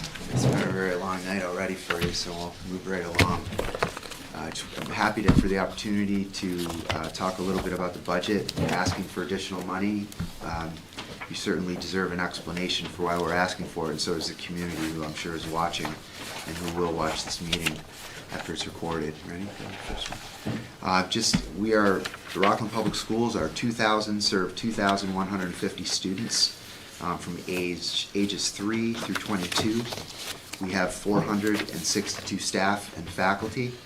The class of 24, 76% of our senior class last year had part-time jobs while attending the high school. 65% of our students participated in athletics. More than half of our graduates participate in varsity athletics. 52% of our students participated in clubs and activities, not including athletics. 60% of the senior class took at least one AP course, and they completed 498 applications to 149 colleges. And we're very proud of our graduates. I know we all are. Next slide, please. The high school, I'm just going to feature a couple highlights from the high school because they are the end game. We start them at age 3 in some cases. As you know, here in Rockland, we're very proud that we offer free preschool. We're one of the few communities in the area that do that. We're also very proud of the fact that we offer free full-day kindergarten, which is another thing that I'm sure Rockland taxpayers are very proud of. Our AP scores last year just took an amazing jump, up to 70% passing rates. Next slide. It earned us a distinction from the College Board, a silver distinction for our participation and our scores. Just a great thing to have happen to we're a small town, so very, very proud of that. Next slide. Last year we were also awarded at the high school from DESE an Innovation Pathways grant and a partnership that we will be now working with the Department of Education. It features a business and finance track and a manufacturing track, and is designed to, again, get our students ready for the workplace in college and wherever they're going after Rockland. Here are some basic contextual facts about the Rockland Public Schools. Since March of 2020, our total enrollment has moved by 6%, which is a little less than the state average. Our low-income student enrollment has increased by 33% since 2020. Our English language learner population has increased by 45% since 2020. That 269 is actually misleading because when students test out of English language learner, they remain a part of the program. We track them, so it's really well over 300 English language learners that we're serving. And at the same time, our IEPs, our individual education plans, which is special education, has increased by 9%.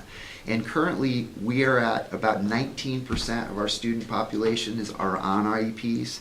That's right in the middle to on the low side. So we're working very hard to manage what is and what isn't an IEP, because when you see low income ELL and IEPs tend to be more expensive to service. They require staff, they require specialized services, and so it's just more expensive. So I just wanted to point that out.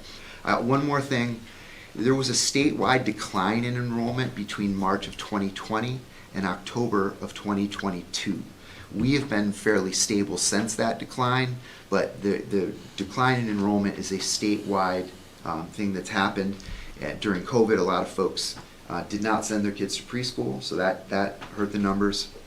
And many enrolled in parochial and private schools at that time, but we've been fairly stable.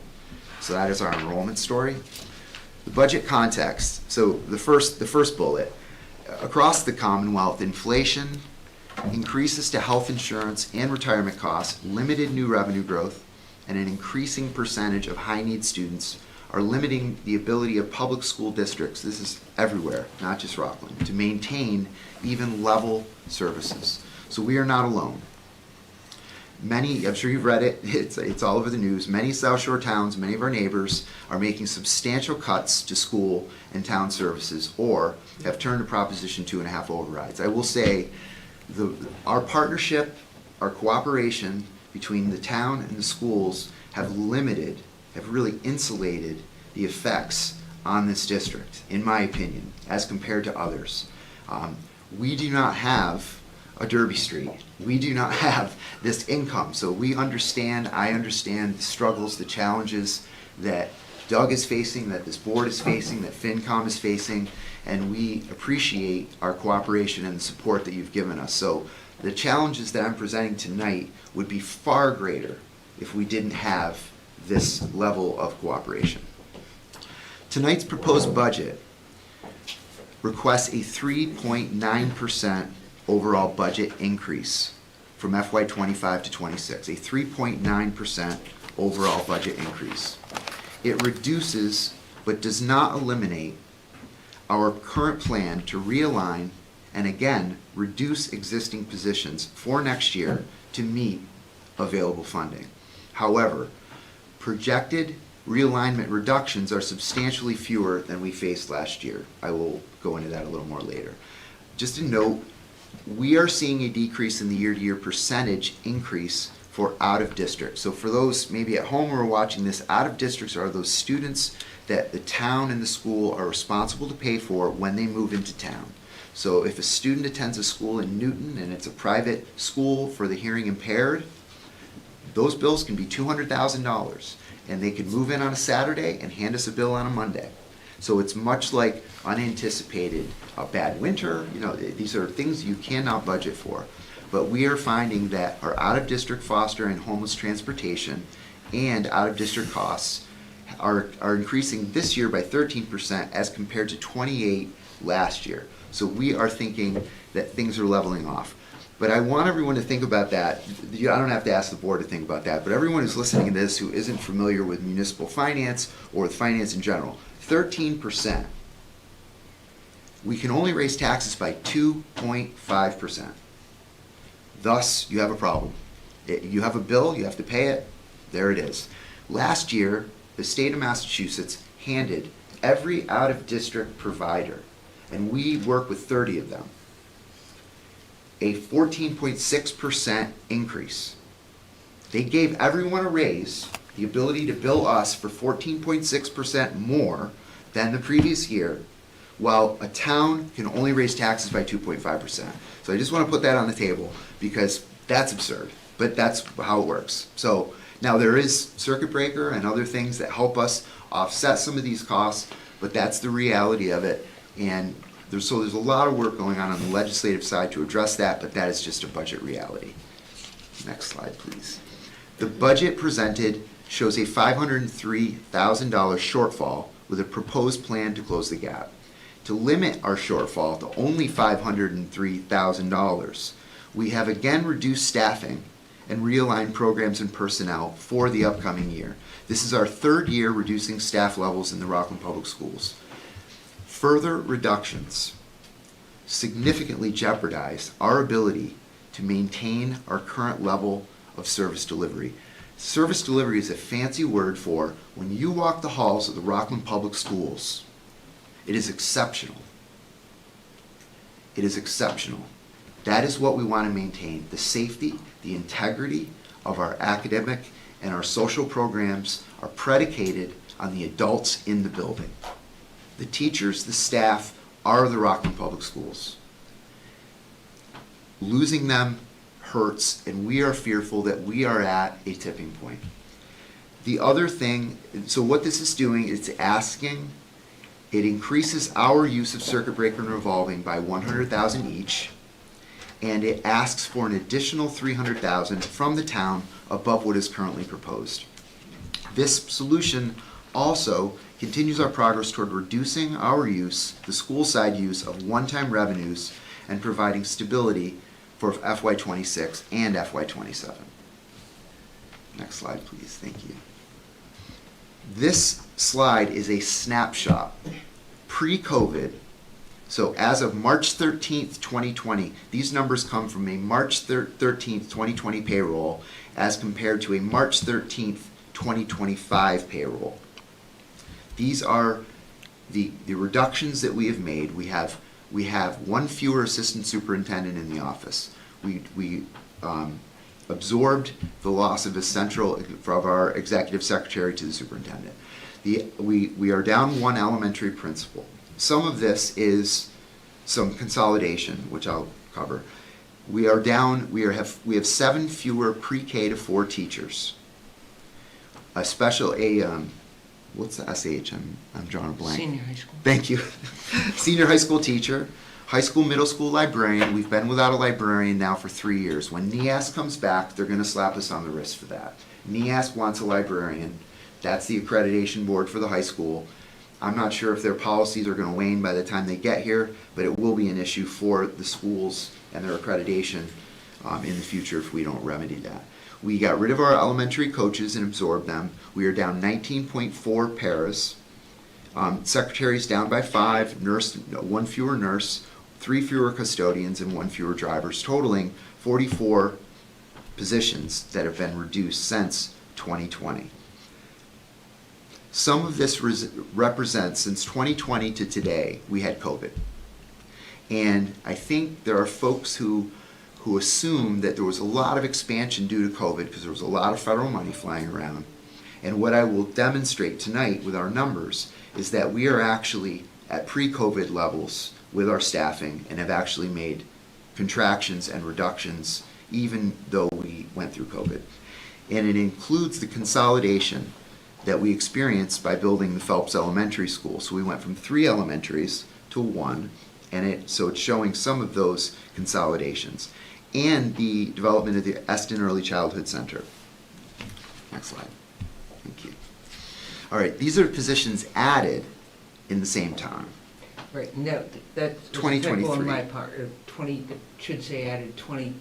Should say 2020, so To it's 2025. over the same time period. We added a school resource officer, 4 English language learner teachers, which I think, if you recall, our jump in English language learner students requires an addition of teachers. We added EL tutors. This is something we sort of made up. Instead of hiring 5 more EL teachers, we created a position called English language tutors, and these are mostly Portuguese-speaking folks who are doing paraprofessional work who support our EL teachers and our students and have allowed our EL students to flourish. But again, it was a cost-saving way to address a need. So instead of 5 more teachers at $350,000, we have 5 pairs at $125,000. So it's just one example of things that we're doing. We're down a psych.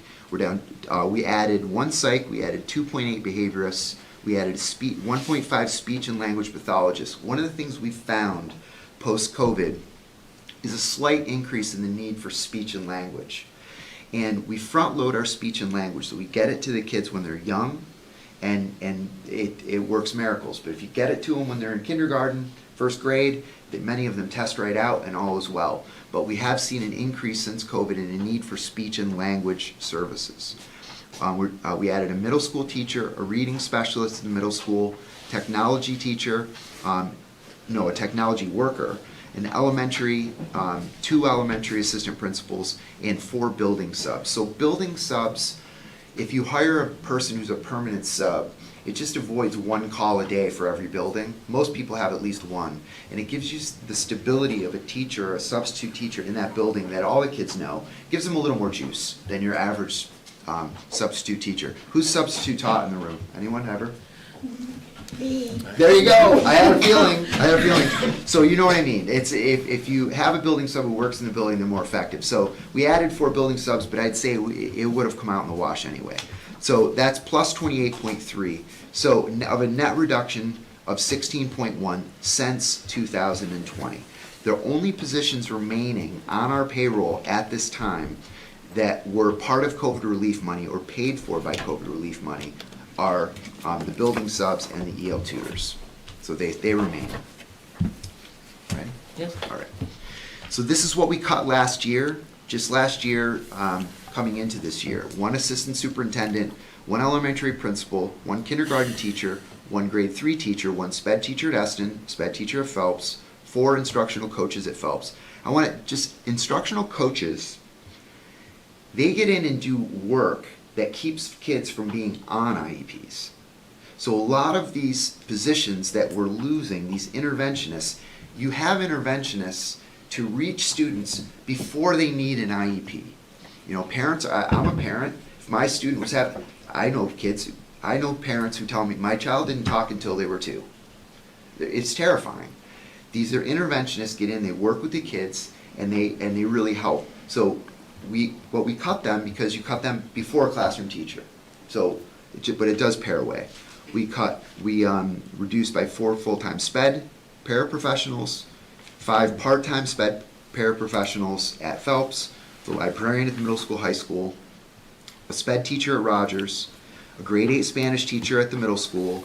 We got rid of a building sub at the middle school. We have an empty wood shop at the high school, 1 MCAS remediation teacher at the high school, who had an impressive effect in 1 year on MCAS scores at the high school. They jumped with the MCAS remediation program, so we'd really like to bring that back. 1 EL tutor, 4 secretaries, 2 custodians, and 1 maintenance worker. That's 35 folks that we started the year without.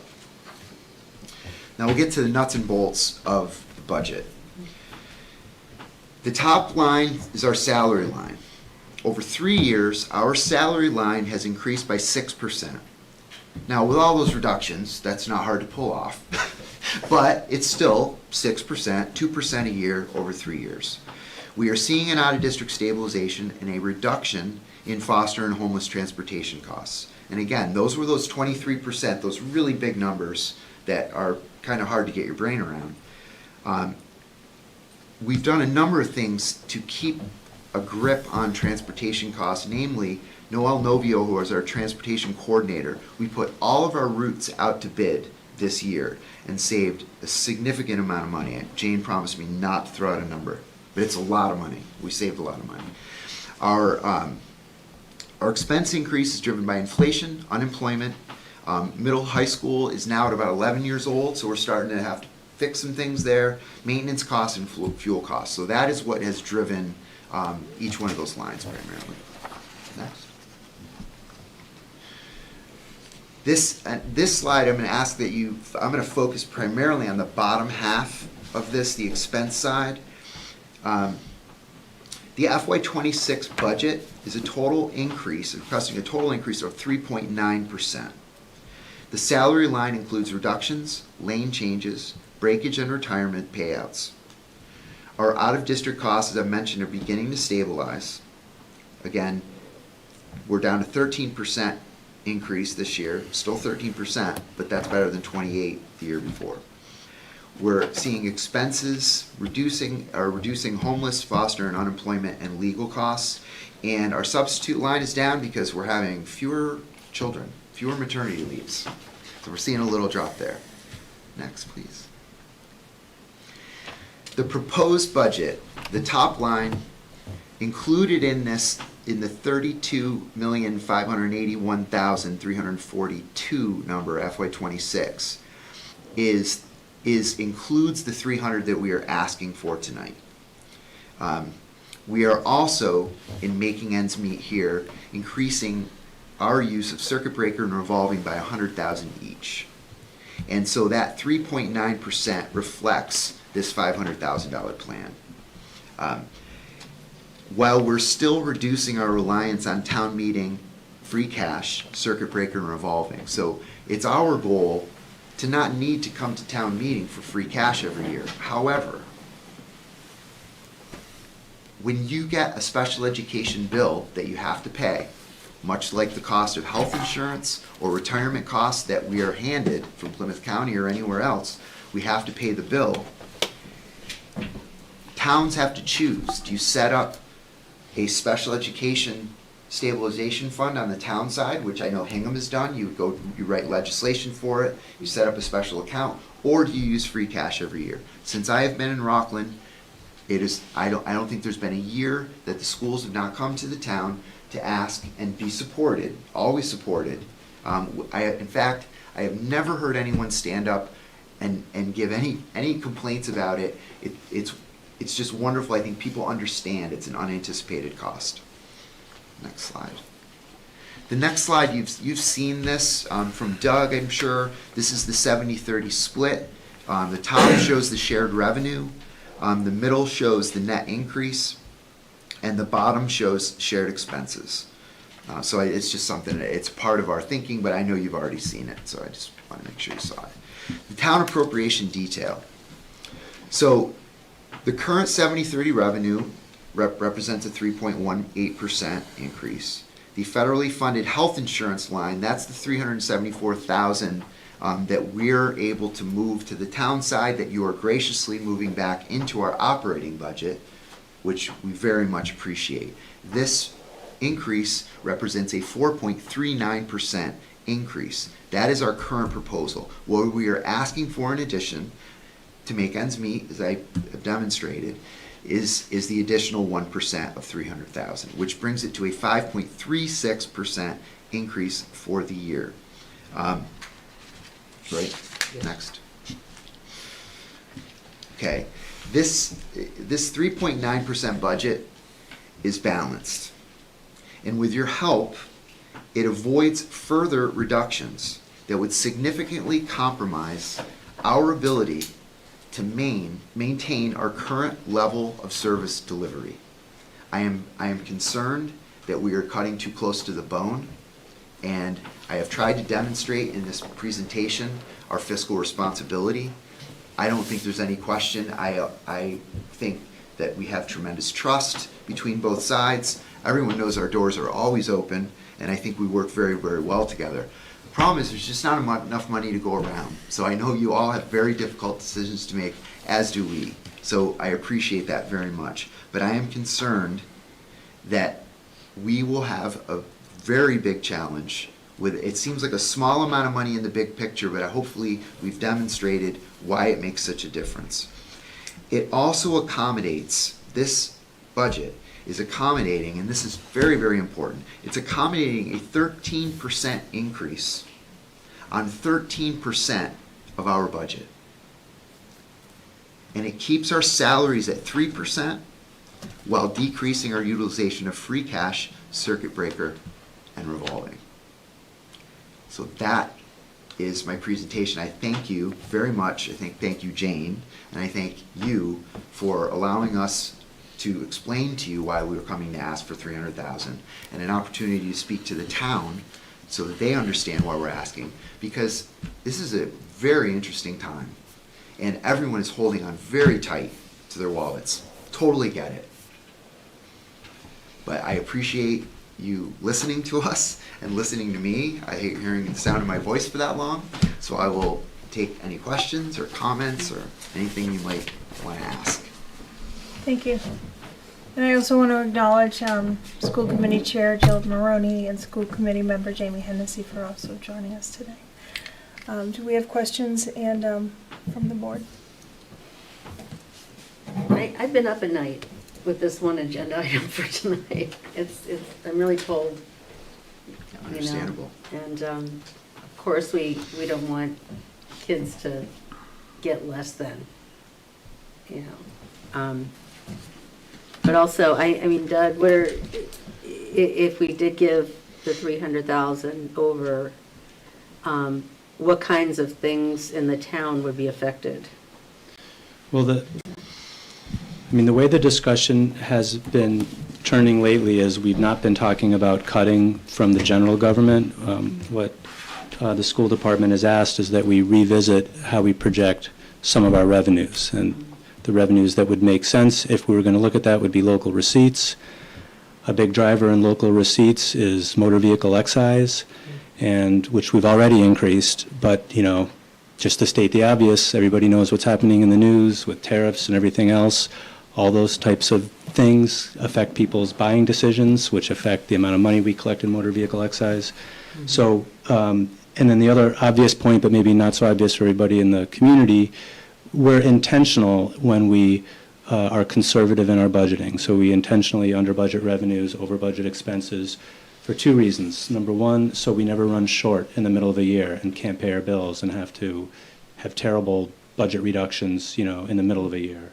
And also, these kinds of surpluses is what generates free cash, right? All the free cash is generated from general government turnbacks, from conservative revenue estimates and appropriate spending in our budgets.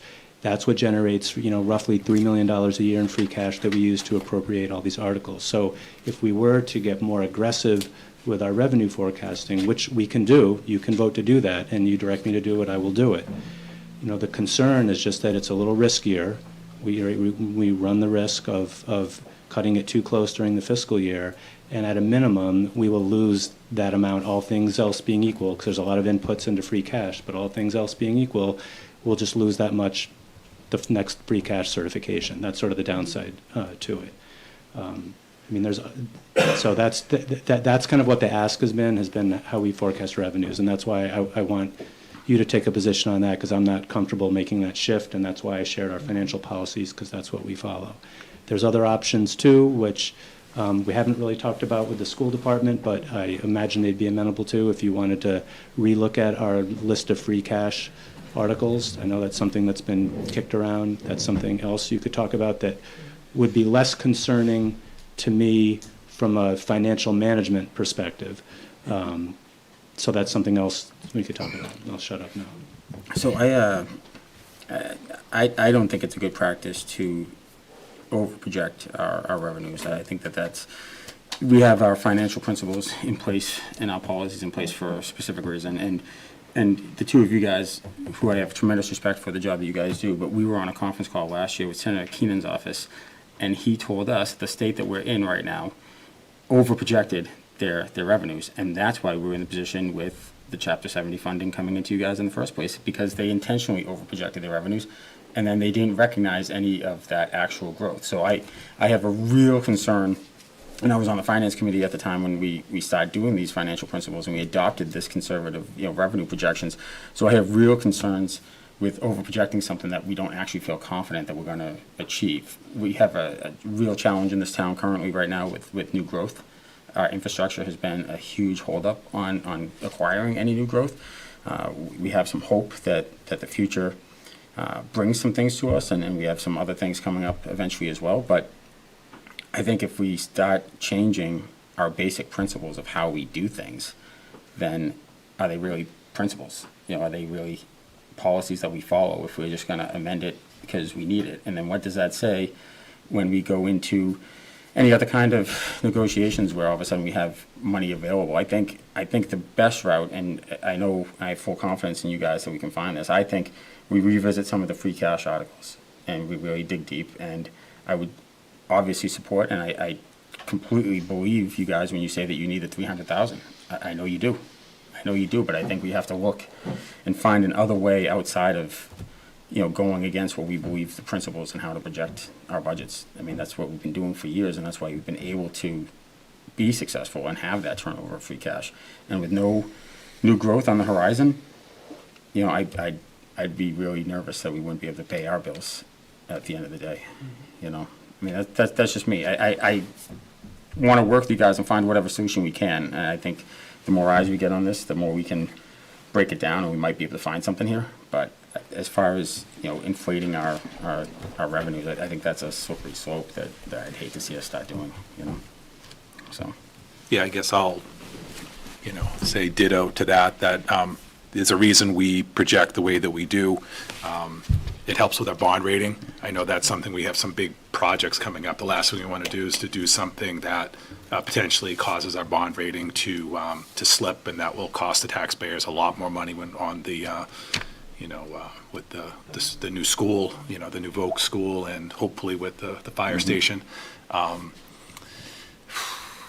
Revisiting the free cash, that would be, more my preference, because as Doug mentioned, with the tariffs on again, off again, we talk about a recession.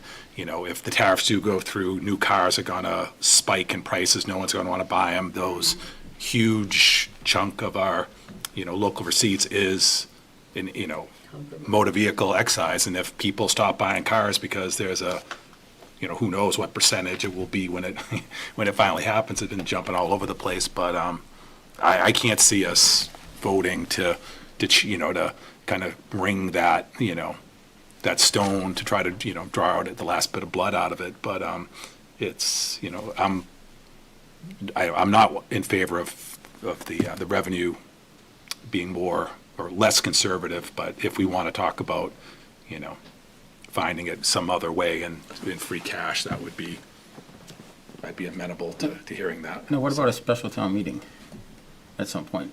If we were to appropriate the money at a special town meeting, the 300,000. I guess what would the source be, though? Maybe the following year's free cash. I don't, I'd have to think through if that timing would work. I mean, I mean, there are I'll- tools, I think there's mechanisms that we can explore, that we can Right. find a way to get this. I mean, obviously, I hate to say this one out loud, but, you know, we could do a one-time stabilization request and then, Well, before we go there, I mean, in anticipation of this, I did come up with an option of locating some free cash articles. I was kind of waiting for everybody to finish, and then I can share that if that's something you want to. of course, you were already prepared. You want to look at, so. Shocking. And I actually did have a question about, in terms of the idea of a special education stabilization fund, what would that look like? Or how would that go about being formed and whatnot? I'm sorry, can you say that again, Tiffany? Just about the recommendation of a potential special education stabilization fund. I'm just curious, Oh, basically what, I'll defer to these guys. yeah, It is a legislative, exceptionally difficult lift. okay. To go all the way through, it's a home rule petition. Yeah. You have to go through the legislative process, and, you know, as Dr. Cron sort of began with, the way that we've worked, certainly since I've come, you know, I don't mean since I've come here, what I've experienced since I've been here, is I don't think there's a need to take that step. Okay. You have a stabilization fund in your capital reserve fund. I would not recommend going through that type of legislative process. Okay, that's all I needed to hear. And I think you're hearing from us that I think we're all dedicated in trying to help you guys find a solution to this problem. Yes. Right, and of course, and I think it's one of those things that, Yeah. that I think it's important that just we still, the same way that I think you guys stand on certain principles, I think we have to, you know, we have a responsibility to stand by that. But with that said, you know, continue to try to find a solution, and I'd be interested, Tiffany, if you're ready to hear. As I said, when I was here, we were here in the fall, but, you know, my biggest concern was the circuit breaker in our revolving funds, and I too struggled with Yeah. increasing when we were at the 503 and just too concerned to go under. I was struggling with the additional 200, 100 each, so we understand, you know, we hear you, we're just at where we're at. And if you could please share your idea about Sure. the free cash.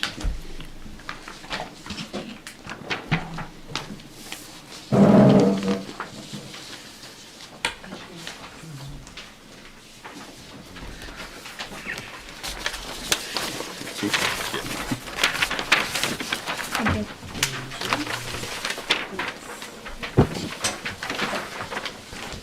Can you guys share for a minute? Yeah. Absolutely.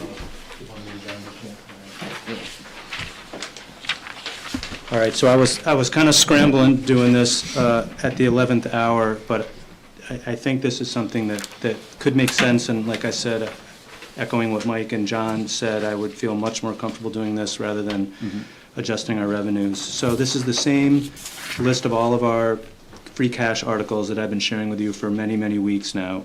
The change is what's highlighted in yellow. So the the fourth column over that's not highlighted says recommended free cash. That was the column up until this afternoon. That's what was, actually, that is what's reflected in the warrant, and that's what our plan was up until this afternoon. The next column over, where I highlighted in yellow recommended free cash, I was trying to come up with a way that we would essentially have to cut other projects by $300,000 to be able to fund this. And I ended up, you know, there's certain things that we just can't touch, that we can't cut, so my options were pretty limited. The biggest amounts of this is it's really essentially all coming from the highway department, with a smaller part from the school department. And I want to clarify, I haven't discussed this with the school department yet. This is just for discussion. So one idea is the highway department paving the highway department facility. That's a $250,000 project. But in talking to the superintendent, he could do just the binder course this upcoming year, and then wait a year and do the top course a year later. So that's, you know, that's not really saving that money, it's just putting off the second half of that project till later. So that's okay, that, you know, we'd still be able to get it done. We would have the rail trail improvements that were requested, $150,000 is what was requested.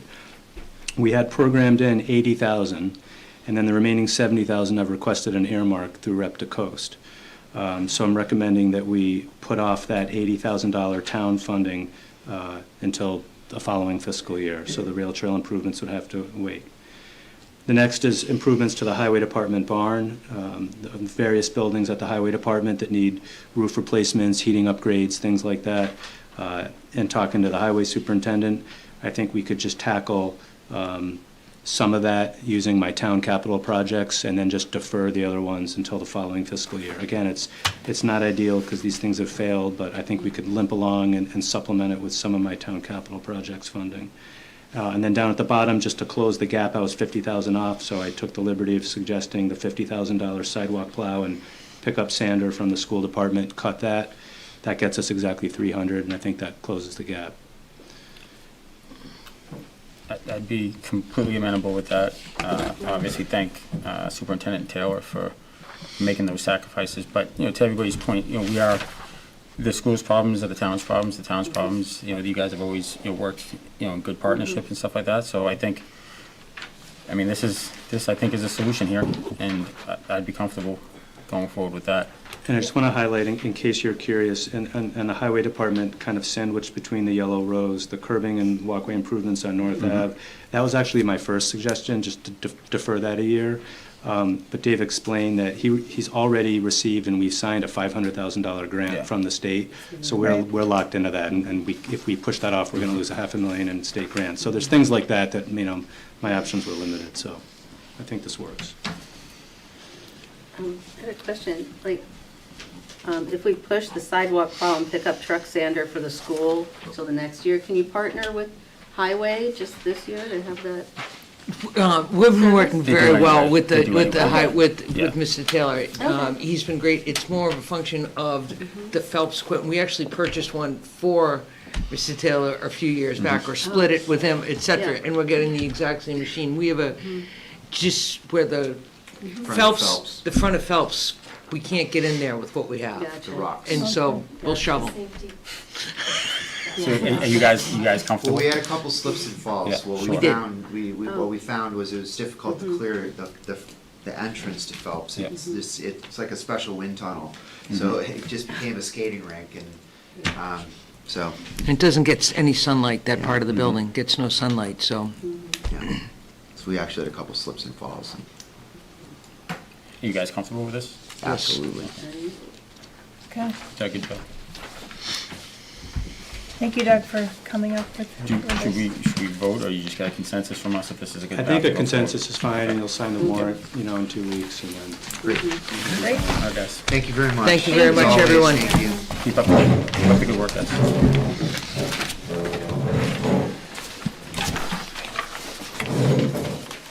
Thank you. Thank you, good night. Good night. Thank you very much. Thank you, Good guys. night. Night, guys. See you, good night.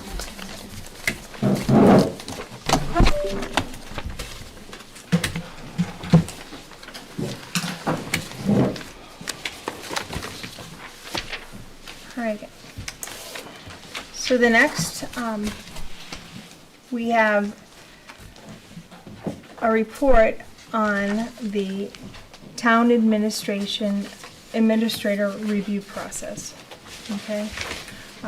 Attorney Clifford, if you could also join me.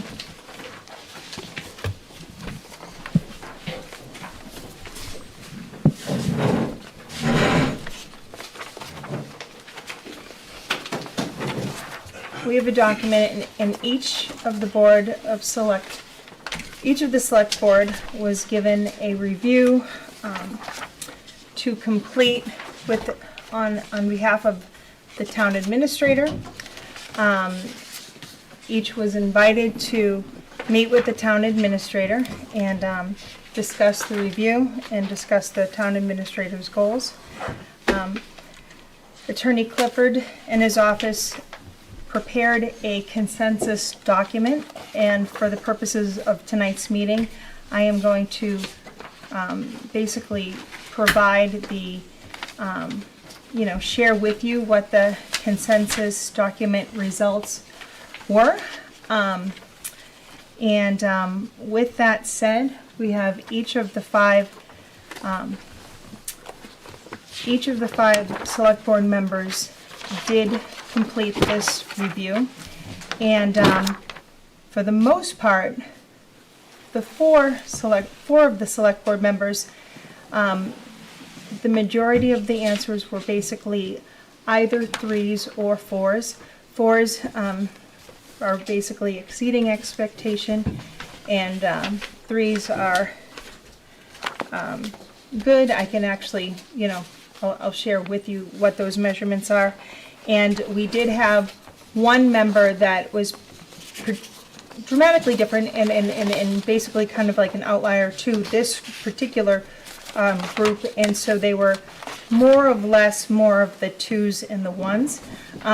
So with that said, I wanted to be able to share with you what the consensus document is. And like I said, with the rating scale, 4 being exceeded, which is a unique performer who's consistently surpassed the responsibilities of the position and achieved well beyond normal expectations, demonstrated outstanding knowledge and total mastery of the job, shown exceptional accomplishments, often overcoming difficult obstacles, demonstrated initiative and creativity that clearly contributed to a significant improvement in the department or town services, frequently exceeded established standards or objectives, often demonstrated initiative and creativity, mastered and carried out all phases of the job responsibility with minimum supervision, performed at consistent high level. 3 would be achieved, generally met and occasionally exceeded established standards or objectives, performed reliably and required only normal supervision and follow-up, possessed and fully utilized knowledge, skills, and ability to meet the responsibilities of the position held. Then we have ongoing, which is employees consistently demonstrating effort in all areas, may require more supervision but demonstrates desire to improve. And then we have needs improvement, which would be 1, performed below the expectations for the position, not fully met established standards or objectives, and often required close supervision and corrective action. So if I may, I can start, and I'll go through the actual review, and I can share what the results were. And Attorney Clifford, at any point, Attorney Clifford, like I had mentioned, his office had prepared this consensus document. If at any point you feel that I've either missed something or whatnot, please feel free to chime in. But the first section was leadership staff effectiveness. Okay, so the parameters basically that this went through, I'm just going to say, establishes a clear sense of direction and sets specific objectives, effectively and wisely delegates responsibility or authority to employees, motivates staff to give their best to develop their full potential, gains the trust and respect of employees, and keeps staff apprised of their performance, strength, and weaknesses throughout the year, completes a timely performance appraisals. Now, this particular first one, we had the overall rating, the overall rating was 3.2. Okay, and for the most part, we had of the 4 members, we had 3s, 2 sets of 3s, 2 sets of 4s, and then that other was basically 1 3, and the others 2s and 1s. If I could share a couple of the comments that were shared, was that the town administrator demonstrates exceptional planning and organizational skills, ensuring efficient operations and strategic growth.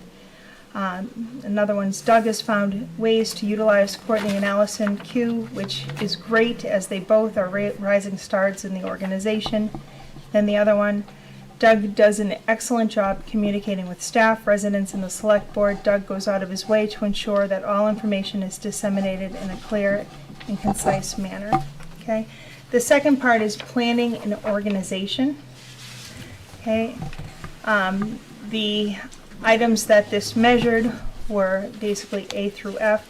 Visualizes and end results of projects, develops effective strategies for achieving results, anticipates problems before they arise and plans ways to deal with them, sets priorities, gets important things done first, involves staff and other critical people in the planning process, makes assignments that utilize people's skills, coordinates their efforts, and guides them through, and then follows through on the implementation and decision. And the overall rating for that was a 3.2. And once again, we had, of the 4, we had basically 2 sets of 3s and 2 sets of 4s, and then one of them was mixed 3s and 4s, and then that lower one was sets of 2s with 1 3.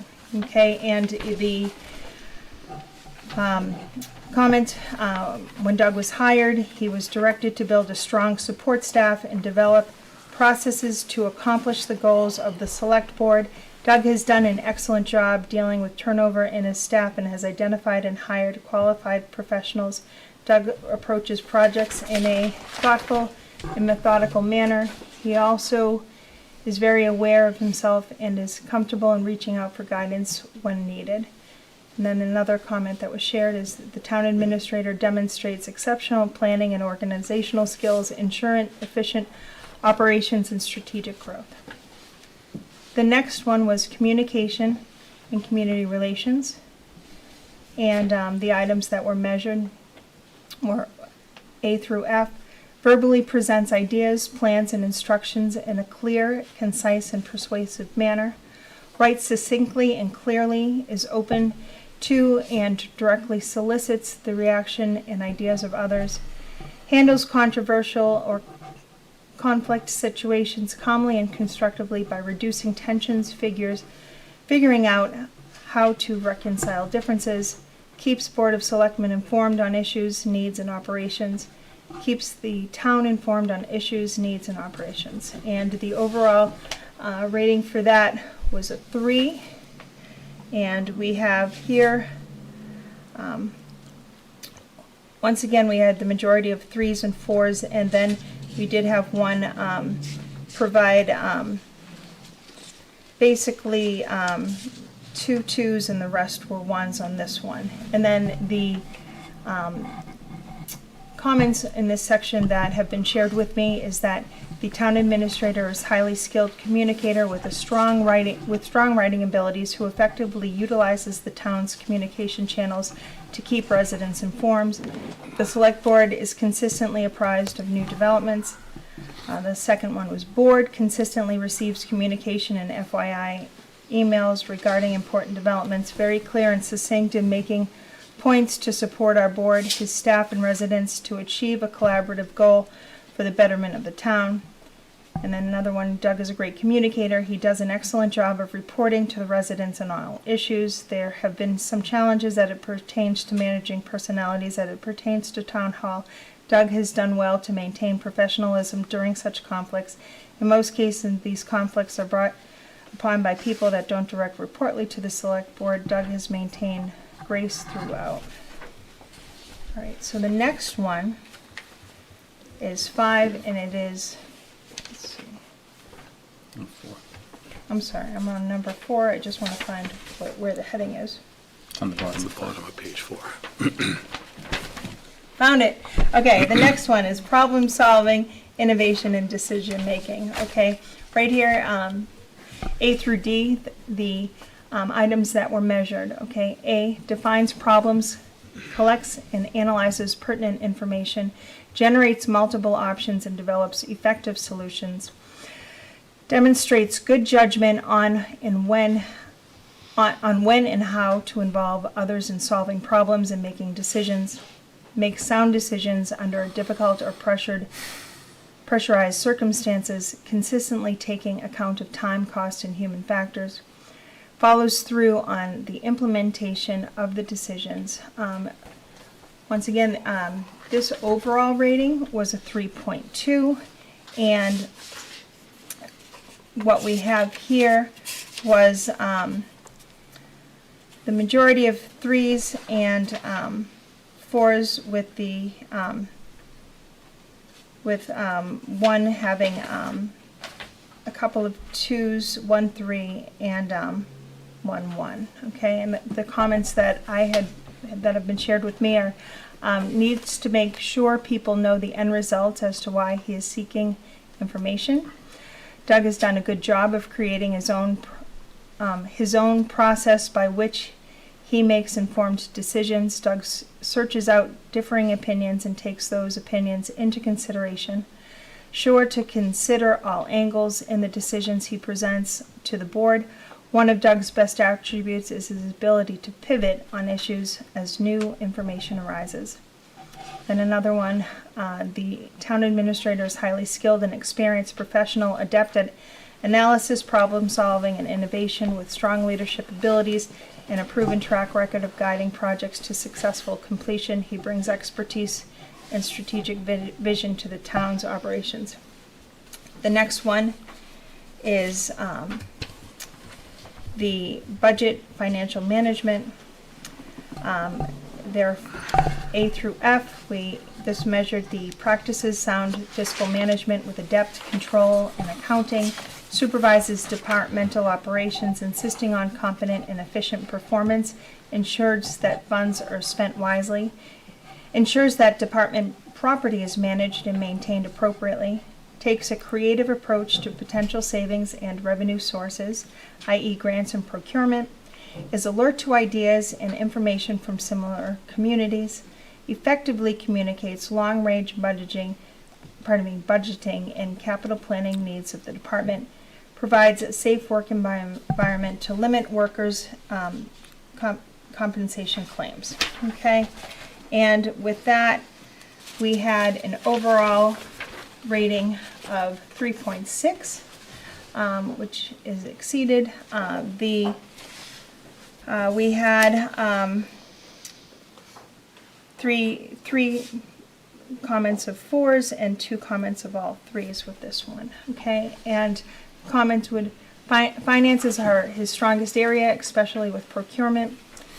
Another one is Doug has done a great job of mastering the budget process. Doug works very closely with the financial team, which he created, and attends all finance committee meetings. Doug works extremely closely with all department heads, particularly with the superintendent of schools. Doug continues to project revenues conservatively and consistently delivers a balanced budget. Okay. Can I just ask a quick question? Are we allowed to talk about any of these comments, or are we just having the chair rattle them off? I just have a minor tweak that I'd like to make to one of these comments. Is that allowed, or can we not do that? Just to be clear on what the comments are, the comments are cut and pasted from the documents you gave me. So they're a representative sampling of what you told me. There's no editorializing. The board is free to adopt whatever you want as a consensus, but we had some communication about editing one of the comments. They're not my comments. No, that's why I'm asking. That's why I want to raise it. But if there's a disagreement, we would do it. One of the balances we're trying to strike is that the individual assessments are part of Doug's personnel file and they're confidential. So to the degree that we can limit or not reference specific things in the individual assessments, we can keep them confidential, which is the way they're supposed to. So, but if there's specific comments you want to make about any of the areas, certainly that's part of the discussion. Please. He didn't create the financial team. The financial team existed under the previous town administrator. I was in those meetings with Alan and Eric and Judy and Deb, the assessor. So it's just minor, but it's great that he's doing those financial team meetings, but that was a concept that existed here in Rockland prior to his arrival. That's the only thing that I would kind of ask, that maybe we just take out what's in parentheses, and I'm good with everything else that we've talked about so far. So. Okay, thank you. The next we have customer service and service quality. The measured items are administrator understands, promotes, and demonstrates excellent customer service practices, uses tact to adjust to personalities and circumstances and gets the message across, perceived as helpful and understanding by the public, citizens, other departments usually report satisfactory results, ensures staff follows excellent customer service practices, and this overall rating was a 3.1. And we had basically a series of, we had one that had a 3 with a couple of 2s. We had 2 that were all 4s, and then we had one that was mixed 4s and 3s, and one that was mixed 2s and 1s. And the actual, a couple of these comments are as follows. The town administrator is strongly committed to customer service and maintains an open door policy, ensuring that all residents with questions can meet with him. He actively utilizes the town's cable station to create informative videos, helping residents to better understand important town issues. He is accessible, responsive, and effective in addressing community needs. I've seen Doug, here's the second one, man the front desk in our office and be an excellent facilitator to help residents with their needs. I get great feedback from residents regarding Doug's expertise and clarity on television. And another one was Doug has embraced the retail concept that the residents are customers and are the top priority. Doug's door is always open to any concerned citizen. Doug has done an amazing job of working with the department heads. During this process, I interviewed many of the department heads. Much of the feedback that I received was that hiring Doug was the best decision the select board has made. Others stated how easy it was to work with Doug and how even when they don't agree, Doug is a consummate professional and gentleman. Doug has earned the respect of the department heads. And then the next one is number 7, personal, professional, and organizational integrity. We have 2 deliverables, and by the way, 2 measured items, and we're close to the end of this section. Maintains a high standards of ethics, honesty, and integrity in all professional matters. The second one is exercises fair and unbiased professional judgment in providing services and arriving at decisions. And the overall rating was 3.2. And we had a series of 3s, 3 sets of 4s, 1 set of 3s, and then 1 set of 1s. And the comments that I have are, I appreciate Doug is on the ethics board for the MMMA. His training keeps us apprised of the ethical considerations of all our decisions. Then the second one, Doug sits on the MMMA Ethics Committee, Mass Municipal Managers Association, okay, for those who need to know. Doug sets extremely high standards for himself and others. And once again, that was a 3.2. And then the last one of these is cross-departmental organizational management. There were 2 items that were measured. Participates and contributes to activities which cross departmental lines, consults with other department administrators when needed to solve problems and or keep them informed. And this overall was a 3.25 that was achieved. And okay, one, there was no answer, and then we had 2 sets of 4s, and then 1 set of 4s and 3s, and then 1 set of 2s. Okay, so and the few comments that were shared with this one was the town administrator has fostered an environment in town hall that encourages collaboration, leading to an unprecedented synergy between departments. A prime example of this is the partnership between the school department and the recreation department, which are now working together to develop a recreation and daycare facility at the Eston School campus. Second comment was is making an attempt to break down the silo mentality, but that is still a work in progress. And then a third comment is Doug conducts monthly department head meetings and invites participation from department heads. He works very closely with department heads individually as well. Department heads have expressed tremendous ease and comfort in working with Doug. They've expressed a tremendous amount of respect for his knowledge and guidance. Okay.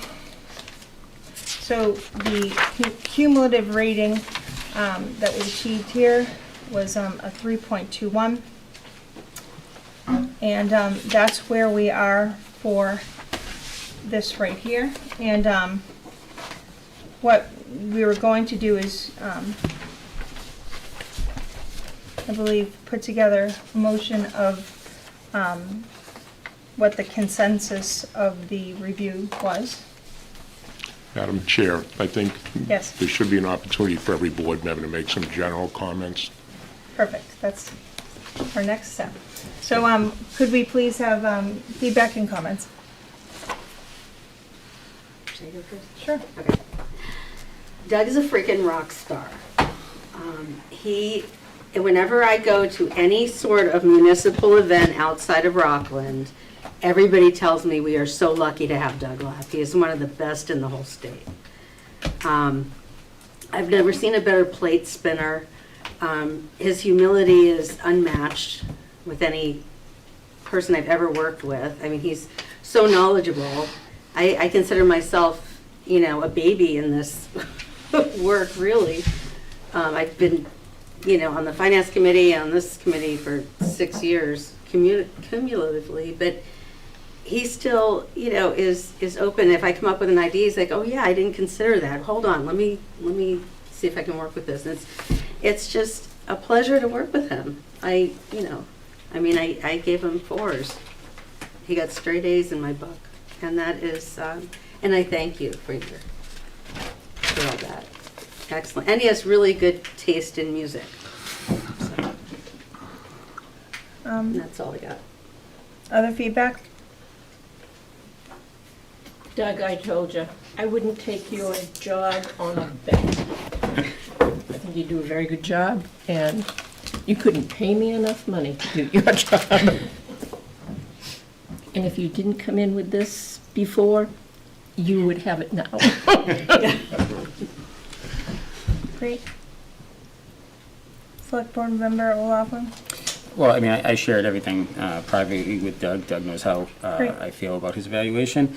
I don't think it's appropriate to go into specific detail, but I've had the pleasure of working with Doug for the entire tenure of his work here, and I consider ourselves in the town to be very lucky. And to a point, I'm actually somewhat disappointed that the score is a 3.21, and I feel as though, it seems like it's really more around a 3.5, but like to your point, there was an outlier as far as opinions on the board. So, I mean, I think it's more of a 3.5 score, but right now it says 3.21, so I don't know.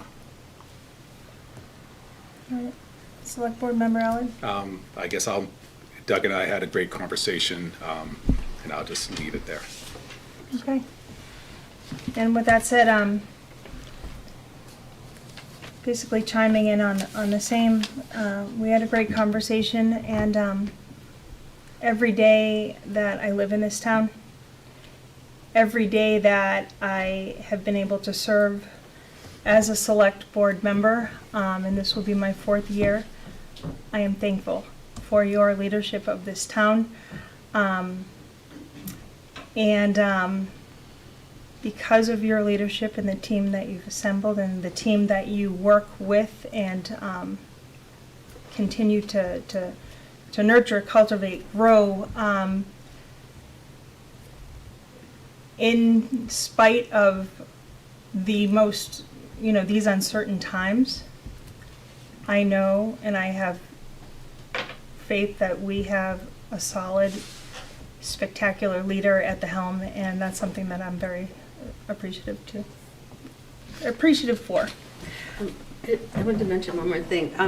We saw your superpower tonight with the school department and collaboratively working with highway and school and just figuring out a solution without delving into free cash, which is, I didn't know you were going to do that. I was kind of pulling out my hair trying to say, God, what should we do? So this is like a prime example of how we roll. So that's it. Right, now, we do also have next steps, but now, Attorney Clifford, do we also then have a motion to approve the consensus document, or what would be the next steps that we would be, that we need to do? I mean, I think the board should vote to adopt what you think the consensus review is. So whatever the board's pleasure is in terms of making the motion, what you've been given is a straight average. You been given the raw data and put in the form of an average. But you can certainly adopt something else if that's the consensus. It's up to the board. Okay. Mike, I know, Mike, you had mentioned that, Well, yeah, I mean, I think just looking at it, you know, it looks in most areas on most of these reviews that he either exceeded or achieved. So I would say we just go up to a 3.5 as his cumulative rating. Based on what? Just out of curiosity. Well, just if, I mean, obviously there were some issues with a specific review that appears to be just a complete outlier, and the fact that it's so far off from what the other reviews are, I feel as though the other reviews are more indicative of the performance, and there might have been something else that caused that review to occur, so. Or it could be that this person has a differing opinion based on his or her experience in both the municipal world and life experience. But the review was based on last year, not 8 years prior. Was it though, or was it since his last review? No, it was based on the fiscal year. That was never made clear. Yeah, that's generally the way it is, based on the year prior. So. He hasn't had a review in 3 years. 2 years. 2 years prior. This is the one. It was 3 years ago, but okay. It was not. It was 2 years that were missed. Okay. So he's had two. This is his third review. Yeah, but you don't go back that many years. I just think, I mean, okay, you want to get into it, we can get into it. I don't particularly want to get into it. Because I see. But five of us were elected. 5 of us were elected. All of our opinions should carry the same weight. But this is a overall summary grade of a 1.75. That's a hit piece. That's just what I feel. No, a hit piece would be all ones. That would be a hit piece.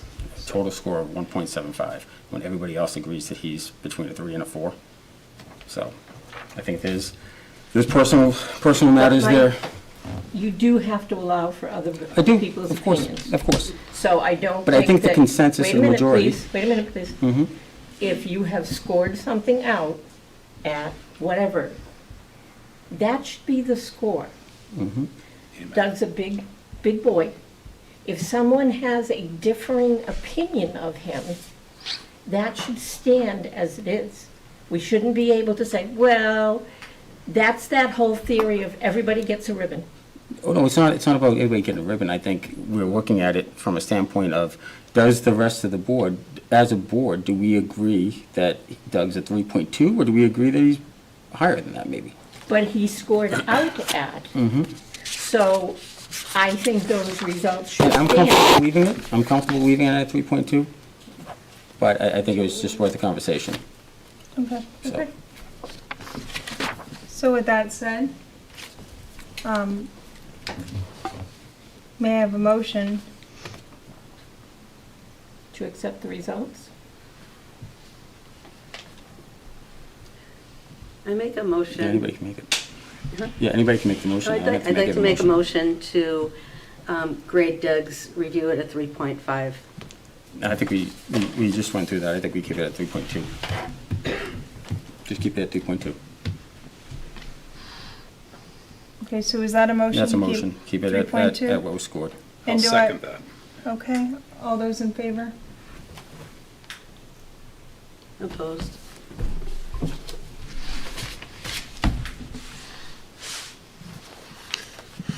Tiffany, can I say something? Not Please. to drag this out any longer, but I did prepare some goals and objectives, which I think we should Oh, agree yes, to. excuse me, that would, Yep. yes. Can I hand those out? And I think we can do this pretty quickly.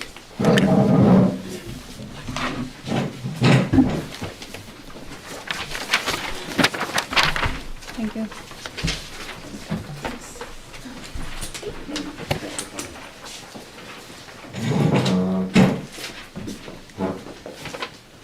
So these are obviously, something that we can discuss and change as you see fit.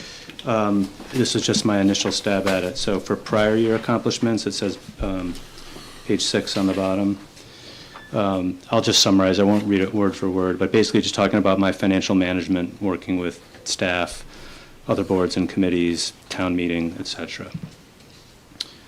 Next prior year accomplishment was successfully led the recruitment efforts to hire our HR director, our assistant town administrator, and our town planner. Third, successful management and implementation of all of our ARPA funds. Next was working with our planning department and helping oversee our getting into compliance with the MBTA community zoning law. Next was leading all the efforts at exploring the options that were presented to us on short notice to relocate our recreation department to a private space, all the work associated with that, and then pivoting to the new option that came up with the school department. That was a lot of work. Next, working with the fire chief and coming up with a Plan B for the fire station project, which will be presented to voters this spring. And then lastly, providing significant outreach to the community on the impact of the South Shore Tech building project. And I'm proud of the fact that we had the highest voter turnout in absolute numbers, even compared to other larger towns. So then for objectives for the coming year, as I mentioned to you before, I've been appointed as the sole municipal manager designee to the Cannabis Control Commission Advisory Board. So I put as the first objective advocating for the local government perspective of the Cannabis Control Commission. Next, working collaboratively with the school department and the rec department to move the rec department and daycare to the Eston School. There's going to be a ton of work involved here, plans and specifications, cost estimates, going out to bid, figuring out what kind of additional funding we need, et cetera. Third, successfully completing all union negotiations, making sure it's within our budget. Fourth, working toward completing the acquisition of the Whitman land that's in the town of Rockland, the Camp Alice Carlton, pending town of Whitman and town of Rockland approval. And then lastly, work toward implementing the findings of our HR wage and classification study, which we're updating right now, and implementing that as our funding permits. So those are some of my thoughts. I'm happy to make changes or discuss if you'd like. Thank you. Any feedback or thoughts on that right now? Okay. All right, so we'll go with that. Thank you. Thank you. Next, we have other old business not reasonably anticipated. I have none. Next, we have select board liaison updates. Are there any? Okay. Yeah, there's one. Okay. Yeah, it's the health department. The Department of Public Health announced they're accepting applications for the summer of 2025 local health internship program or host program. So Rob Stevens put in, he's the chair of the Board of Health. He put in an application, and with this program, a preceptor is required to provide an adequate working space, material, and onboarding for the intern. Additionally, he applied for this intern to become accredited at the cost of $29,299 to the state's Public Health Accreditation Board. The preceptor available in our health department to facilitate an intern is our health agent, Delshawn Flip. Deli didn't have any idea that the application had been submitted, and the internship coordinator discovered she hadn't the space, she's overworked, and without time to train an intern. Mike Hugo from the Massachusetts Association of Health Boards concurred and said that Deli, though stretched very thin, is doing an amazing job as one of the most respected directors in any similar sized or resourced department in Massachusetts, and it would be unlikely that she could spend time training, supervising, and meeting her obligations to make the internship a meaningful one. For these reasons, the application was denied, and Mr. Stevens responded by saying, okay, we're having an unpaid summer intern this summer. So that's my update. Thank you. Next, we have town administrators report and correspondence. Thanks, Tiffany. First, I wanted to highlight that the House this week passed a bill that's going to extend the ability for towns, boards, and committees to hold public meetings remotely or in a hybrid manner. That extension would run through June of 2027.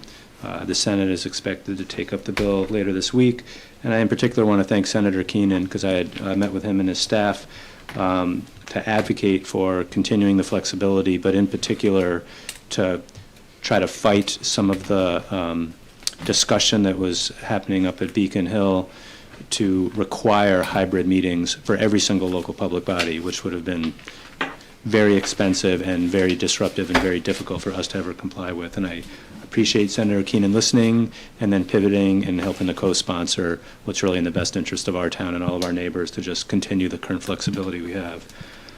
Next, regarding the sewer department, as you know, we issued the request for qualifications for the sewer owner's project manager for their wastewater treatment plant upgrade project. We got 4 responses from 4 qualified firms, which is excellent. So there is a group reviewing those, and then ultimately it'll go to the sewer commissioners, and they will pick the most qualified firm and negotiate a fee.